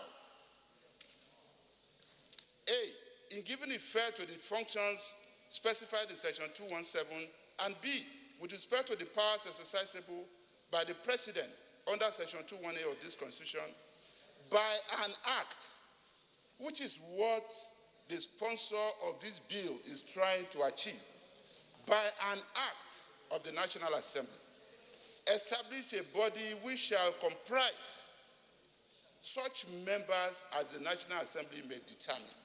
Mr. President, yes, there's an Army Council. Yes, there's a Navy Council. yes, there's whatever council. Let this National Assembly take the decision that representatives of such council shall also become members, automatic members of the of the Armed Forces Service Commission. Here is the point. Those who might not want a standardized manner of recruitment into our armed forces cannot run away from the fact that we will continue to allow such decisions to be shrouded in secrecy. And we don't need any meat around who can join the armed forces. They have their eligibility criteria. We have a Federal Civil Service Commission. We have a National Assembly Service Commission. We have a Police Service Commission. Why are we running away from having an Armed Forces Service Commission? So, Mr. President, as far as I'm concerned, it is not about a debate as to whether we have it or not. The Constitution, has provided for it. The Constitution says it shall happen. And it is for us to perform our duty. It is a duty imposed on us by the Constitution. The word of the Constitution says shall. The National Assembly shall. The fact that it has not been done up till now, and it is being proposed today by the sponsor of this bill, is a wake-up call. It's a clarion call on the National Assembly to do a duty imposed on it by the Constitution. Mr. President, I stand to be counted as one of those who stand to uphold the Constitution. I stand before this distinguished chamber to affirm that this bill stands on very, very solid constitutional grounds, from Section 217 to 218 and 219. They impose it as a duty of this hallowed chamber to provide for the establishment as an institution to manage the armed forces. What it has done is to share the management of the armed forces between the executive and the legislature. It gives the legislature the powers to manage the affairs of the Nigerian armed forces. Running away from this is running away from our own constitutional responsibilities as enunciated by my friend, skillfully too, Senator Bamidele, and also the mover of this bill. I therefore do respectfully state that this issue really is not controversial. The issue is when the bill now comes after it goes to the committee and then it's presented to him so that we can look at the articles. And whatever is required to be done, judging from the peculiarity of this country, which we all know, we should now sit down, given the responsibilities that have been assigned to us as members of this hallowed chamber by our constituents, do justice without fear or favor, and patriotically come up with a law and a commission that does justice to the responsibilities that this nation and its constitution falls on us. So with me, for example, Chairman, I don't think there is really any need at this level. In terms of principles of the motion, I think the motion passes every test that it should go and pass the second reading. And when we come for the third reading of the bill after it has gone through the public hearing and all our legal and legislative processes, we should put our hands together so that we can come up with a law that does justice to the responsibilities that have been assigned to us by the constitutions of this great country. I like to align myself in the main with the position taken by the leader of the Senate. Mr. President, on the surface, it's difficult to quarrel with the content of the motion, of the bill. But Mr. President, The devil is in the details. The devil is in the details. So I, standing here today, I will not be opposed to this bill being read for the second time. So we have an opportunity during the public hearing and when it comes before us here to look at the provisions. But let me just say up front, without prejudice to what will come out from the public hearing, under Section 219, which is the anchor for this bill, what they are seeking to do is enact a law, an act of parliament, though provided for under 219, but it will be an inferior legislation to the constitutional provisions. Because the power to appoint the chief of defense staff, the chief of army staff, the chief of naval staff, the chief of air force, and other security agencies as may be determined by us. But at least these ones are already determined by the Constitution. That power to make the appointment is already conferred on Mr. President. And that's a constitutional provision. That's Section 218, 218B, I believe. 218.2. That power is sacrosanct. It's already established. I am saying this, that we should not end up making a law, which is an act of the National Assembly, that will derogate from the clear constitutional powers already conferred on Mr. President. But having said that, Mr. President, will I wait to see the deliberations of the public hearing and also wait for the clause-by-clause consideration when it comes before us? Quite frankly, I find it very difficult to support the second reading of this bill because it offends the Constitution. The armed forces is the symbol of Nigerian unity.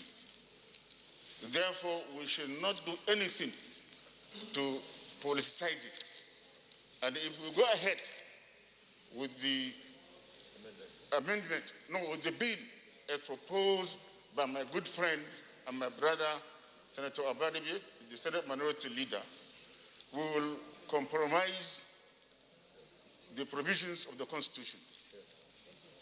And we will politicize the appointments of service chiefs, which is no good for this country.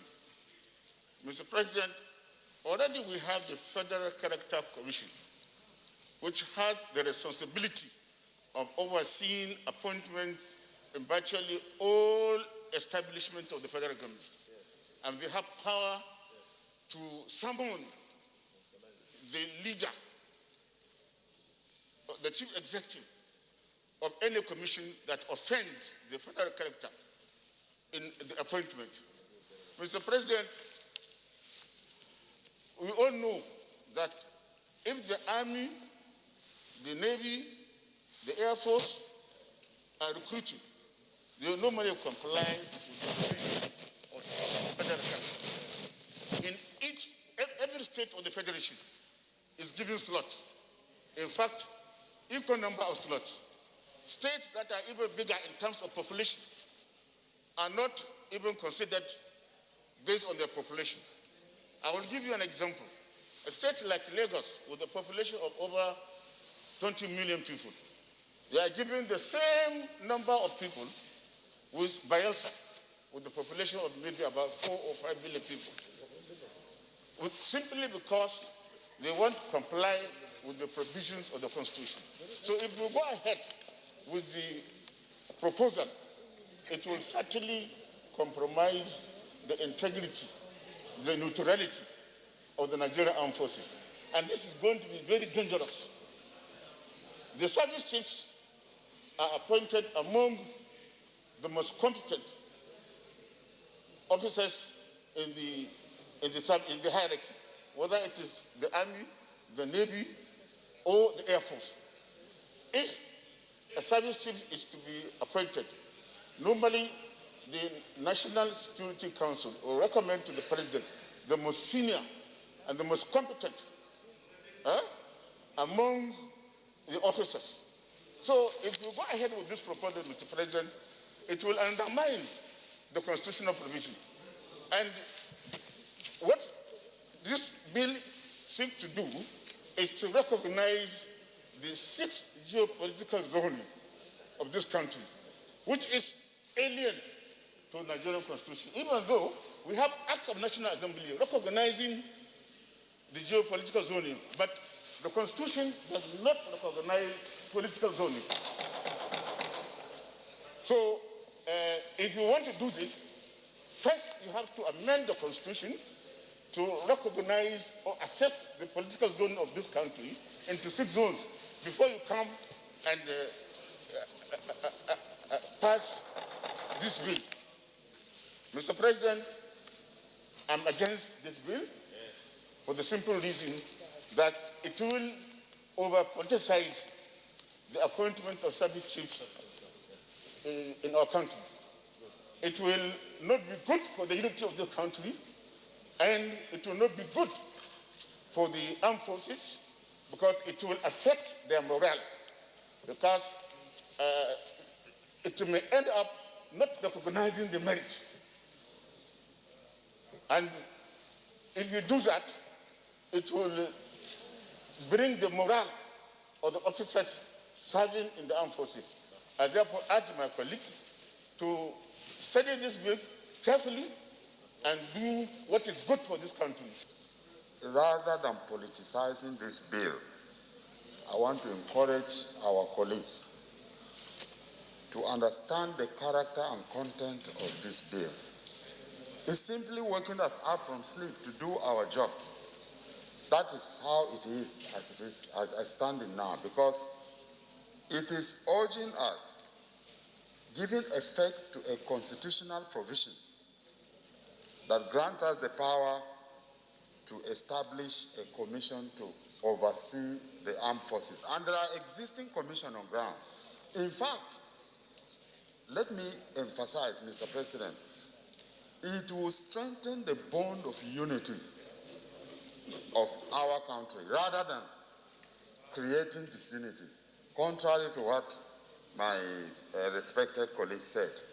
It is in our own interest if we give it effect of existence. But Mr. President, let me add that the 6 geopolitical zones can even be thrown away in establishing this commission. We must not necessarily adhere to it. It is not the main focus of the bill. The bill is to have a commission that will oversight the armed forces, just as we have in the police. The police is not being politicized. There is a police commission that oversights the police. And in any case, it does not even tamper with the powers of the president to appoint service chiefs. No, because the buck ends on the president's table. So let us not try to politicize anything that is good for the interests of the country. The buck ends on the president's table. If he has a commission that nominates people he doesn't like, the president can reject it. He has that power. So let us not make everything, let us not politicize everything. This is my humble submission, Mr. President, and I support this bill until it gets to the public hearing. The basic details can be examined. And areas we agree. Those we don't agree, we destroy them, we throw them away. So let us not be, creating problems where there are none. On the face of the bill being proposed, we are clearly being invited to comply with the provision, very specific provision of the Constitution of the Federal Republic of Nigeria, 1999 as amended. That is what the sections that are being quoted in the bill is asking us or calling us to do. Mr. President, in as much as the call for this bill would appear to be in consonance with the provisions of the Constitution, as being highlighted in the lead debate, I want to ask a few questions. My first question is, yes, there is provision in the Constitution for what is being sought. But the 1999 Constitution, as amended, has been the Constitution that every National Assembly since then have sworn to preserve, protect, and defend. The mover of this bill is not a first-timer in this Senate. He has been part and parcel of at least 3 Senates as of this term of his membership. Fourth. And this Constitution has been in operation all this while. Why now? Why now? Is this suggesting that all these national assemblies between 1999 and now that did not pass a bill for the establishment of this commission have been in default?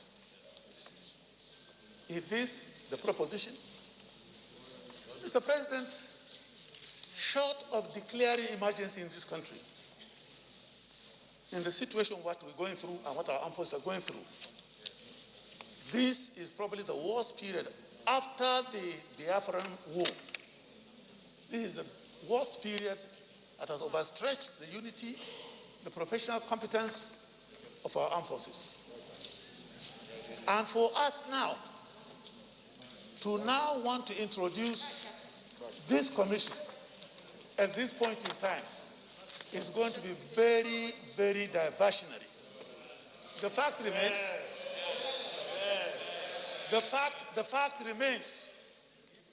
the fact remains that, yes, the President, Commander-in-Chief, the buck stops on his table. Yes, it will always stop on his table as far as we run a constitutional government. And it has been stopping there all this while. Somehow, there has been some grumblings here and there since the appointment of the last set, of this current set of, our service chiefs and the Chief of Defense. And this is what has given birth to this bill. There's nothing wrong. It is depending on the provision of the Constitution, so that, with respect, Mr. President, it amounts to almost blackmailing the National Assembly. Because it's been there. This provision has been there. And the mover of this bill has been a legislator, has been a senator. This is 4th time, I'm reminded. And he didn't move it. Why now? Why now? So, Mr. President, while I am not ipso facto opposed in principle with the provision of the Constitution, the timing is wrong. We can take some time, we can discuss the pros and cons of this bill and see if it has to come, in what form it comes. That's what we have now. I want to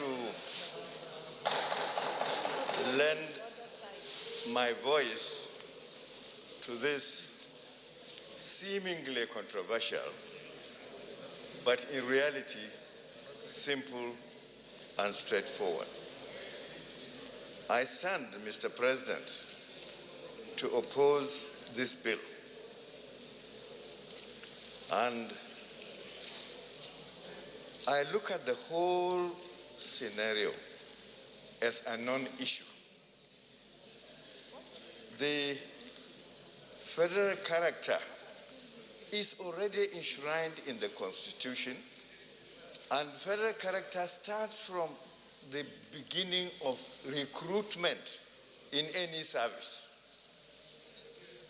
And probably those of us who don't know what federal character means and how it operates is whenever there is a vacancy, they refer to the Federal Character Commission to give them the list of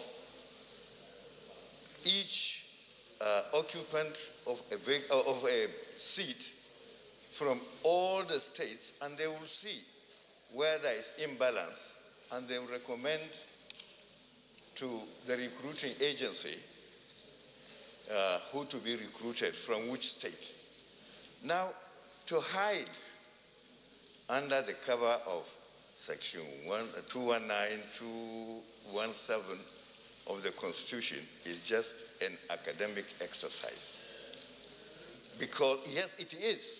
And I'm telling you from the point of view, I have read the Constitution, and you can't be more lawyer than myself. Mr. President, since this Constitution has been operated, and even those who argue on the side of the Constitution that we should follow the Constitution because the Constitution said the National Assembly may or shall. Mr. President, you just read a communication from the Deputy Senate President that there will be a meeting of the Constitution Review Committee.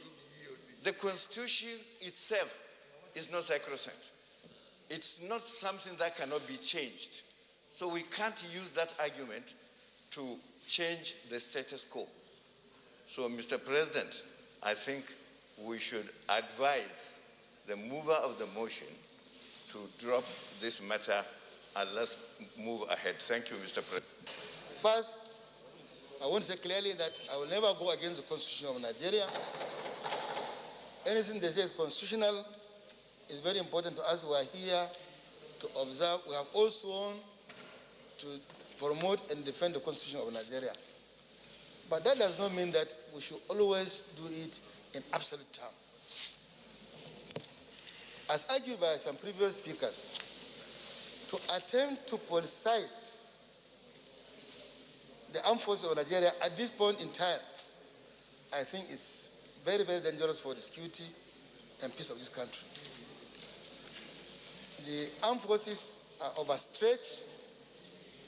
They are engaged in so many things that are not supposed to be their own duties.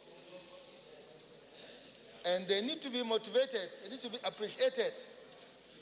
For us to introduce something that will bring disunity within the armed forces is to create more problems for ourselves in this country. If you look at the position of the mover of this bill, he said, among other things, that the commission will recommend to the president the removal from office as service chiefs and heads of other armed-bearing security agencies. So he has even gone beyond the Army, Navy, Air Force. He has gone to other arms-bearing agencies. That will bring confusion to us. Take the case of the police.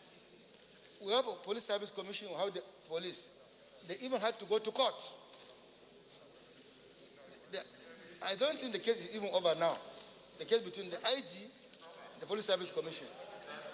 So, you know, all of us will know that it is more sensitive. It is very, very dangerous for the armed forces to go to court with the proposed National Armed Forces Service Commission. So I think it is dangerous. If we cannot promote the peace, unity of the armed forces today, we should not aggravate the disunity of the situation. For me, I believe the mover is a very seasoned legislator. He's not only a legislator, but he's also a leader of this side. We should not, and he has been in this Senate. He has been a very, very powerful senator, belonging to various cabals of this Senate, at least from 2007 to 2011 to date. He has never introduced this kind of bill, which is very dangerous at this point in time. So I would like to advise him to quietly stand down this bill until such a time when it is auspicious for us to debate it. So I'm not opposing the bill, but I'm opposing the presentation of this bill at this point in time. So I advise that he should step it down to be discussed at a later date. The Senate of the Federal Republic of Nigeria is an institution for distinguished, eminent, respectable individuals. The Senate of the Federal Republic, as an arm of government, this type of people I've just mentioned here, should rise above board in looking at issues of national importance. Mr. President, the issue before all of us here is a purely legislative matter that is presented in the Parliament for us to give effect to the 1999 Constitution as amended. And the express provisions of the Constitutions are not ambiguous. They are very, very straightforward. Mr. President, it pains my heart that when people want to import other negativities into an issue that is straightforward, that detracts for our duty as the upper chamber of the National Assembly of the Federal Republic of Nigeria. Mr. President, I don't want to go and repeat Section 217 and 219, but I want to say that the essence of whatever we are doing here, the federal character principle, as enunciated and encapsulated in the 1999 Constitution, is to respect the diversity of this country. It will make sure that things work. We have commissions. We have had commissions before. This commission is not going to be different from other commissions. They are going to still perform their duties as other commissions, like we have a police service commission. Mr. President, in order to bring home this issue, I want to refer us to Section 14, which my friend Olorebe alluded to in passing, and I want us to give meaning to it. And that is for the Section 14. I want to read from subsection 3. Composition of the government of the Federation or any of its agencies and the conduct of its affairs shall be carried out in such manner as to reflect the federal character of Nigeria and the need to promote national unity and also command national loyalty, thereby ensuring that there shall be no predominance of persons from a few states or from a few ethnic or other sectional groups in that government or any of its agencies. And I want to also go to subsection 4 of Section 14. The composition of the government of a state or a local government council, or any of its agencies of such government or council, and the conduct of the affairs of the government or council or such agencies shall be carried out in such a manner as to recognize the diversity of the people within its area of authority and the need to promote a sense of belonging and loyalty among the peoples of the Federation. Mr. President, if you take this with the Section 217 and 219 here, you can say that this is a harmless bill that has been proposed here for us to give a concession. We have to, if you want the loyalty of Nigerians, of all sections of the country, you have to give vent to it. Part of it is having the commission. And if the commission is there, is going to help to ensure that that everybody is represented every part of the country. Well, nobody is saying this. Today, somebody will be a president of the Federal Republic from one geopolitical zone. Tomorrow, it can be another. What we are saying is something that is constant for all of us, something that is constant for everybody. It's not a question of anybody now saying, because you are here, you are saying this. And again, Mr. President, it's very, very important and germane here that my colleague, whom I respect so much, said, why now? The question of why now is that we are legislators. This is our time. Anytime a member of the National Assembly thinks anything fit that will engage the sensibilities and attention of the Parliament, that is the time. This is the time we have here. So we can legislate on anything. Mr. President, I want to say, please, let us, gentlemen here, let us be what we are, that we are distinguished members of the National Assembly. Let us allow our bill to go for the second reading. I want to toe the line of thinking of the Senate leader and the Deputy Senate President. Mr. President, this bill is just calling on us to do what we ought to have done a long time ago. So I see it on the surface as it appears. I see it to be harmless. It's a constitutional provision, 219 of the amended Constitution of the Federal Republic of Nigeria. And looking at the bill itself, Mr. President, this bill is about more than 1 year old in this system. The bill is more than 1 year old. Yes, it's just coming for second reading today. So, Mr. President, it is not about what is happening today. It is about what we ought to have done long time ago. And, Mr. President, as far as I'm concerned, it is our responsibility to look at issues that are before us. And that is why we come here to sit every day, at least 3 times a week. Mr. President, just like I said, under your presidency in this Senate, there is what we now see as a style, which is good. Bills come here, if they have to die after the second reading. That is the system that I have seen. And this particular bill is important. The details will come out. If the details come out and the bill is not good enough for Nigeria, the experts, let us not feel that we have a reservoir of knowledge. We will invite people for public hearing.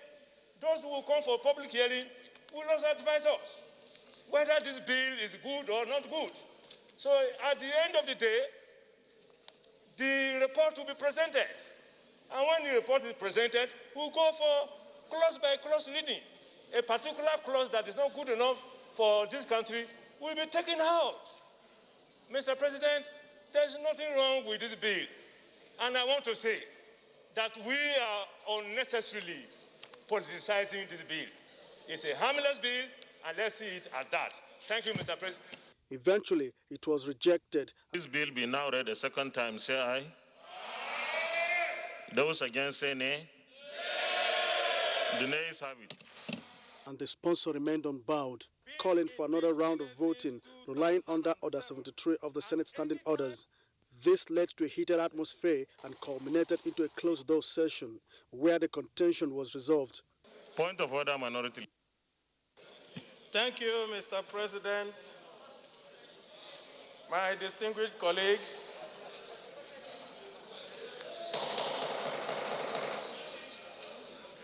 Order 73. Any senator may challenge the opinion of the president or the chairman by claiming a division. You have a right to vote. So, Mr. President, I claim a division and I want us to vote one after the other. Well, let me first of all say that that is not my opinion. It's not my opinion that the nays had it. We took a vote. The nays outnumbered or outweighed the ayes.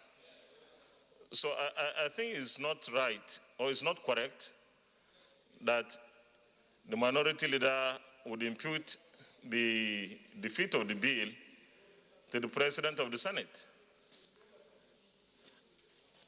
I think you may find another thing, but I didn't rule inappropriately. I have been in this Senate since 2007, and anytime anybody comes up to claim a division, that division is voted upon. Mr. President, I'm not saying that you did right or wrong. I'm only saying, give me my right. And my right is that I'm saying that all our members here ought to get up and vote for this. Minority leader. Minority leader. Minority leader. DSP. DSP. DSP. You raise your hand. The essence of Order 73 is to challenge the opinion of Mr. President or the chair. The power you just exercise is not an opinion and therefore not subject to Order 73. I so moved. Mr. President, we have had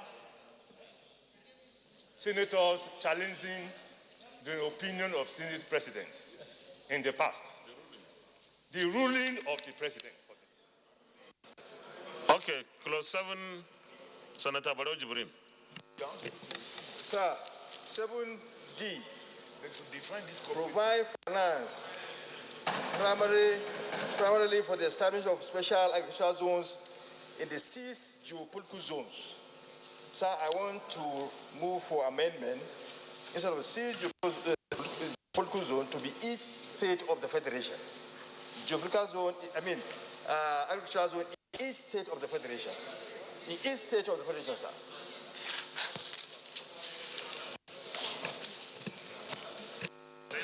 My name is Saidu Al-Ghali. I rise to second for the amendment of clause of section 8D as proposed by Senator Barrow. I so move. What the amendment that has just been seconded is on 7 sub D, not 8, 7. Chairman. Thank you very much, distinguished chair.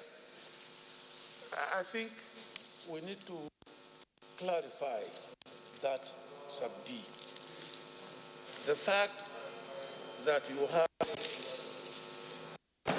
this in the 6 geopolitical zones does not suggest that each political zone is going to have just one such exercise.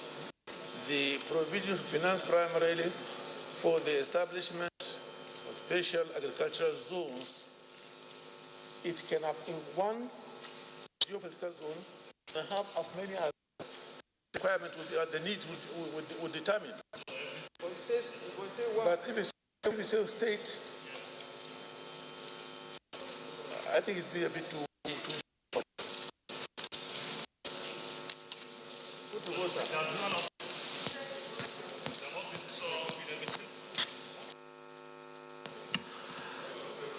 There's already a motion amending this, and I'll put the question. Those in favor that clause 7 subclause D as amended stands part of the bill, say aye. Those against say nay. The ayes have it. Those in favor that clause 7 subclauses E, F, G, H, and I stand part of the bill, say aye. Those against say nay, the ayes have it. Those in favor that clauses 8 and 9 stand part of the bill say aye. Those against say nay, the ayes have it. Clauses 10 and 11. Those in favor that clauses 10 and 11 stand part of the bill say aye. Those against say nay, the ayes have it.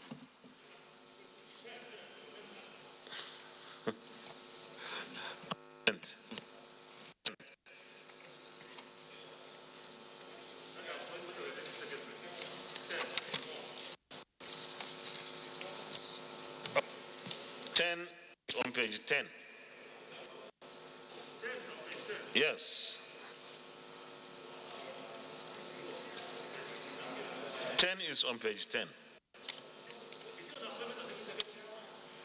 No. Financial provisions. So which one? Okay.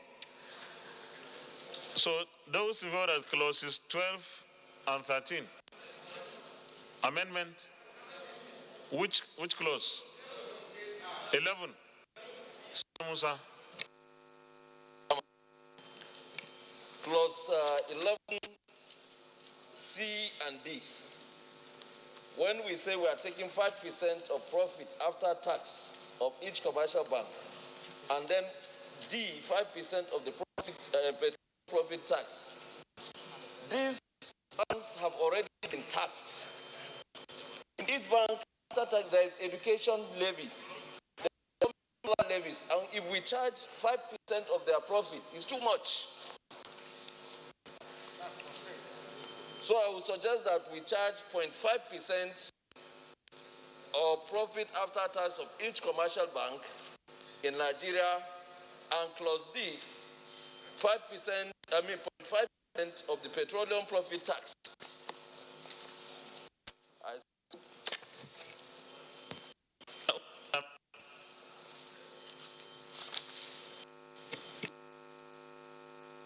What is the amendment? The amendment is that 11C. Okay, 10C. 0.5% of profit after tax of each commercial bank in Nigeria. I want it 0.5%. If we are taking 5% of their tax, of their profit, it's too much.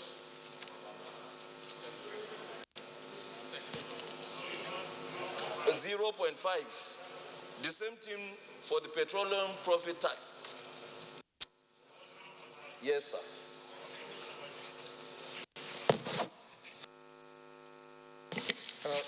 Thank you, Mr. Chairman, and distinguished colleagues. I'm equally supporting the amendment as proposed, and in supporting, let me also give a bit of clarity.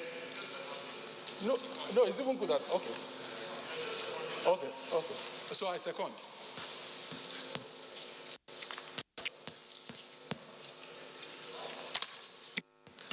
Those in favor of the, no, until we put the question, then you can do your counter motion. Those in favor that clause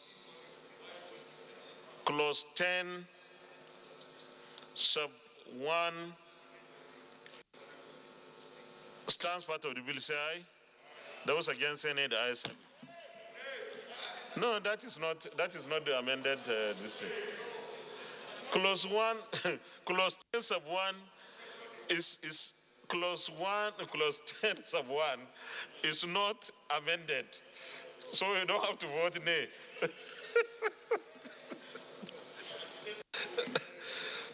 Okay.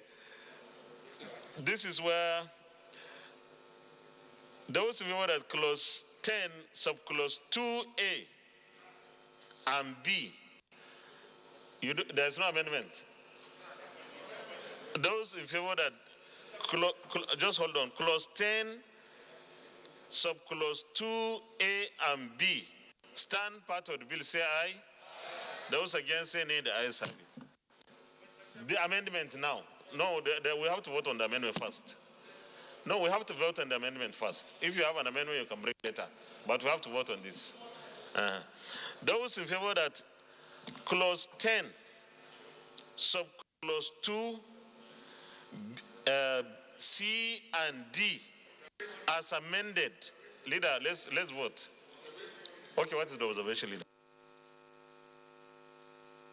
Things. Let's not be on the emotional.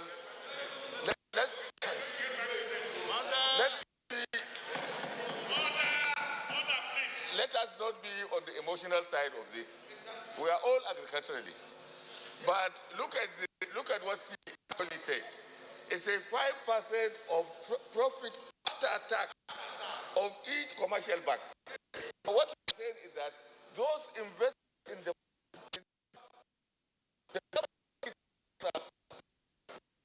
you are taxing the money belonging to people who made investment in banks. That's exactly what you are doing. Because even after tax, the money of the government has already gone out to the government. So if the people, you are reducing their take-home pay through dividends. You are cutting the dividends of all those who have invested in banks. How fair is that to take 5% of the dividends? How fair? Then this is the issue that we are voting for. I will put the question. Chairman, you have an explanation? Just as a reminder, distinguished chair, these figures were considered in this hollow chamber before the referral for us to go for public hearing, and we didn't alter anything from what the referral was.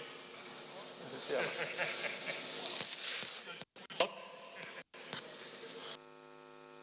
Distinguished colleagues, I will put the question now. Those in favor that clause 10, subclause 2, C and D, as amended,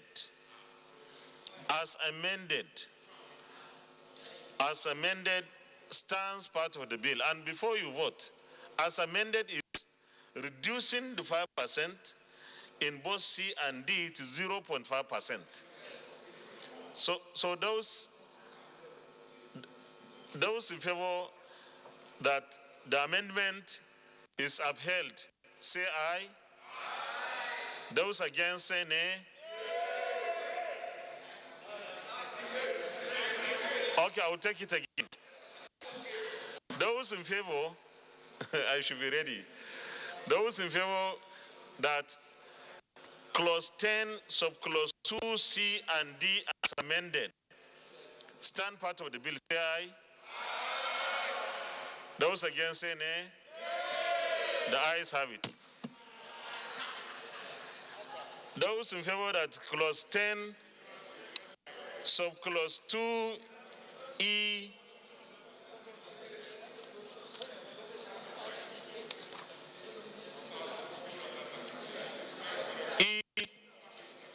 stands part of the bill, say aye. Those against, say nay. The ayes have it. Those who are at clause 11 is on page 11. Clause 11, clause 12 stand part of the bill, say aye. Those against, say nay. The ayes have it. 11, Senator Surajuddin Bashiru, Ajibola. Mr. Chairman, Surajuddin Ajibola Bashiru of Central. Clause 11, there appear to be one, a typo in terms of cross-referencing in the recommendation of the committee. The board may from time to time apply the proceeds of the account established in section 12.1. It should now read section 10.1 because the account is now in section 10.1 by the renumbering that has been done. That is basically typo, but my amendment is to regulate the substantive provision. Section 12.11 now did not even provide that the proceeds of the account should be defrayed for the function of the amendment. Should be clause 10. I'm making a solution in relation to clause 11.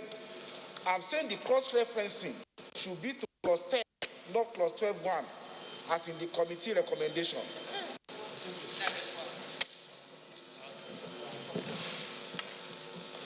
It should be clause 10.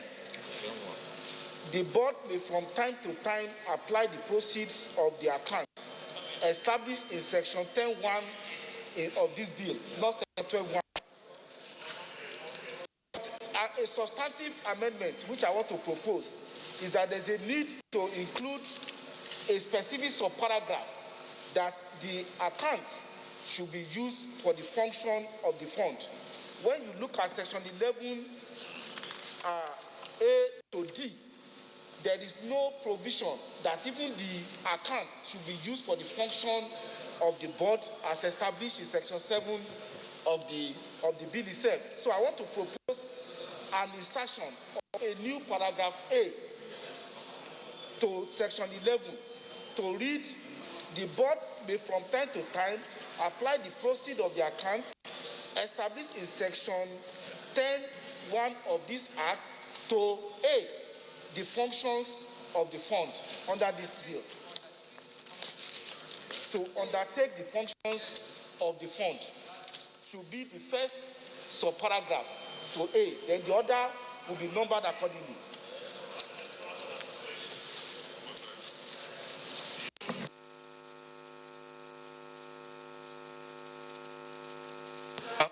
I say, you are proposing an amendment, an additional provision that the board, and that is clause 11, the board may from time to time apply the proceeds of the account established in section 10(1), and we need to correct, it's not 12, of this act to A. What are you suggesting as A? Okay, what happens to the present A? Will it be B? That will be B. To undertake the functions of the board. And I think that is appropriate. Any seconder? Yes, Senator Ida Gyang. Chairman and members, I rise to second the amendment ably moved by Senator Sirajuddin, and I so second. Much. And before I put the question on 11 now as amended, Secretariat, you correct the board may from time to time apply the process of the account established in section, not 12. The third column. Okay, those in favor that clause as amended part of the bill say aye. Those against say the ayes have it. Those in favor that clauses 11 and 12 and 13 stand part of the bill say aye. Those against say nay, the ayes. Those in favor that clauses 14, 15, 16 and 17 stand part of the bill say aye. Those against say nay, ayes have it. Clause 18, 19 and 20. Those who are at clauses 18, 19, and 20 stand part of the bill say aye. Those against say nay, the ayes have it. Clauses 21, 22, and 23. Those who are at clauses 21, 22, and 23 stand part of the bill say aye. Those against say nay, the ayes have it. Clauses 24 and 25. Those part of the bill say aye. Sorry? The NTA mobile application from your Play Store or App Store. NTA, you can beat the rich.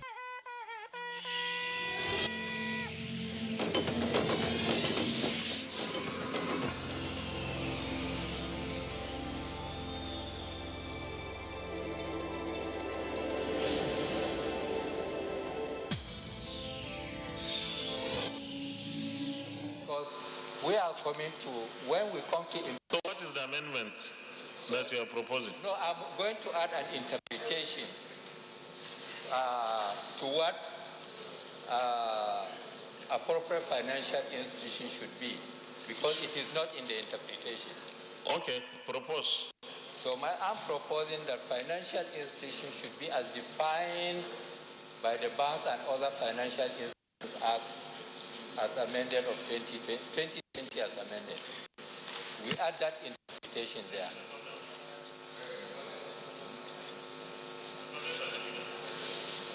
So those in favor that clause 24 as amended stands part of the bill say aye. No, sir. No. You have you vote.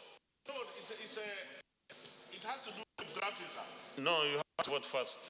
Oh, okay. Because it's amendment. You can't. Those in favor that clause 24 as amended stands part of the bill say aye. Against say nay. The ayes have it. Senator Balanala. The clause 24 used the word give, and it's not an elegant way of putting the provision. The minister may issue, not give. Subject to the provision of this act, the minister may issue to the board directions of general nature instead of give.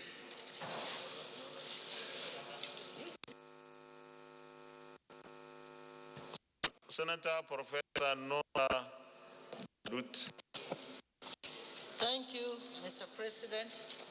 I am Senator Nora Ladi Gadu, representing Plateau South. I stand to second the amendment proposed by Senator Bala Naalla. I so second.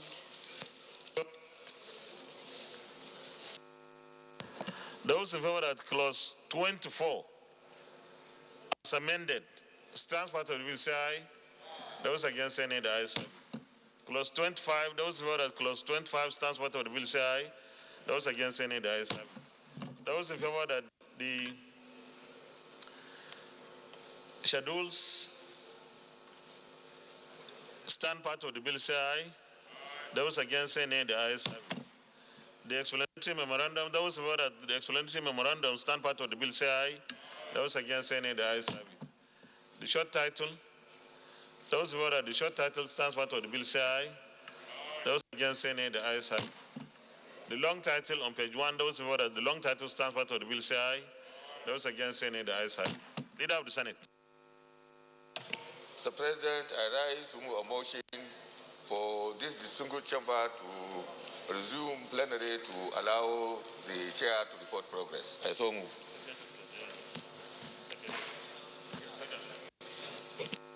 Minority Leader. Mr. Chairman, I rise to second the motion that the Senate revert to plenary to report progress. Distinguished colleagues, those in favor that the Senate reverts to plenary for the chair to report progress, say aye. Those against say nay, the ayes have it.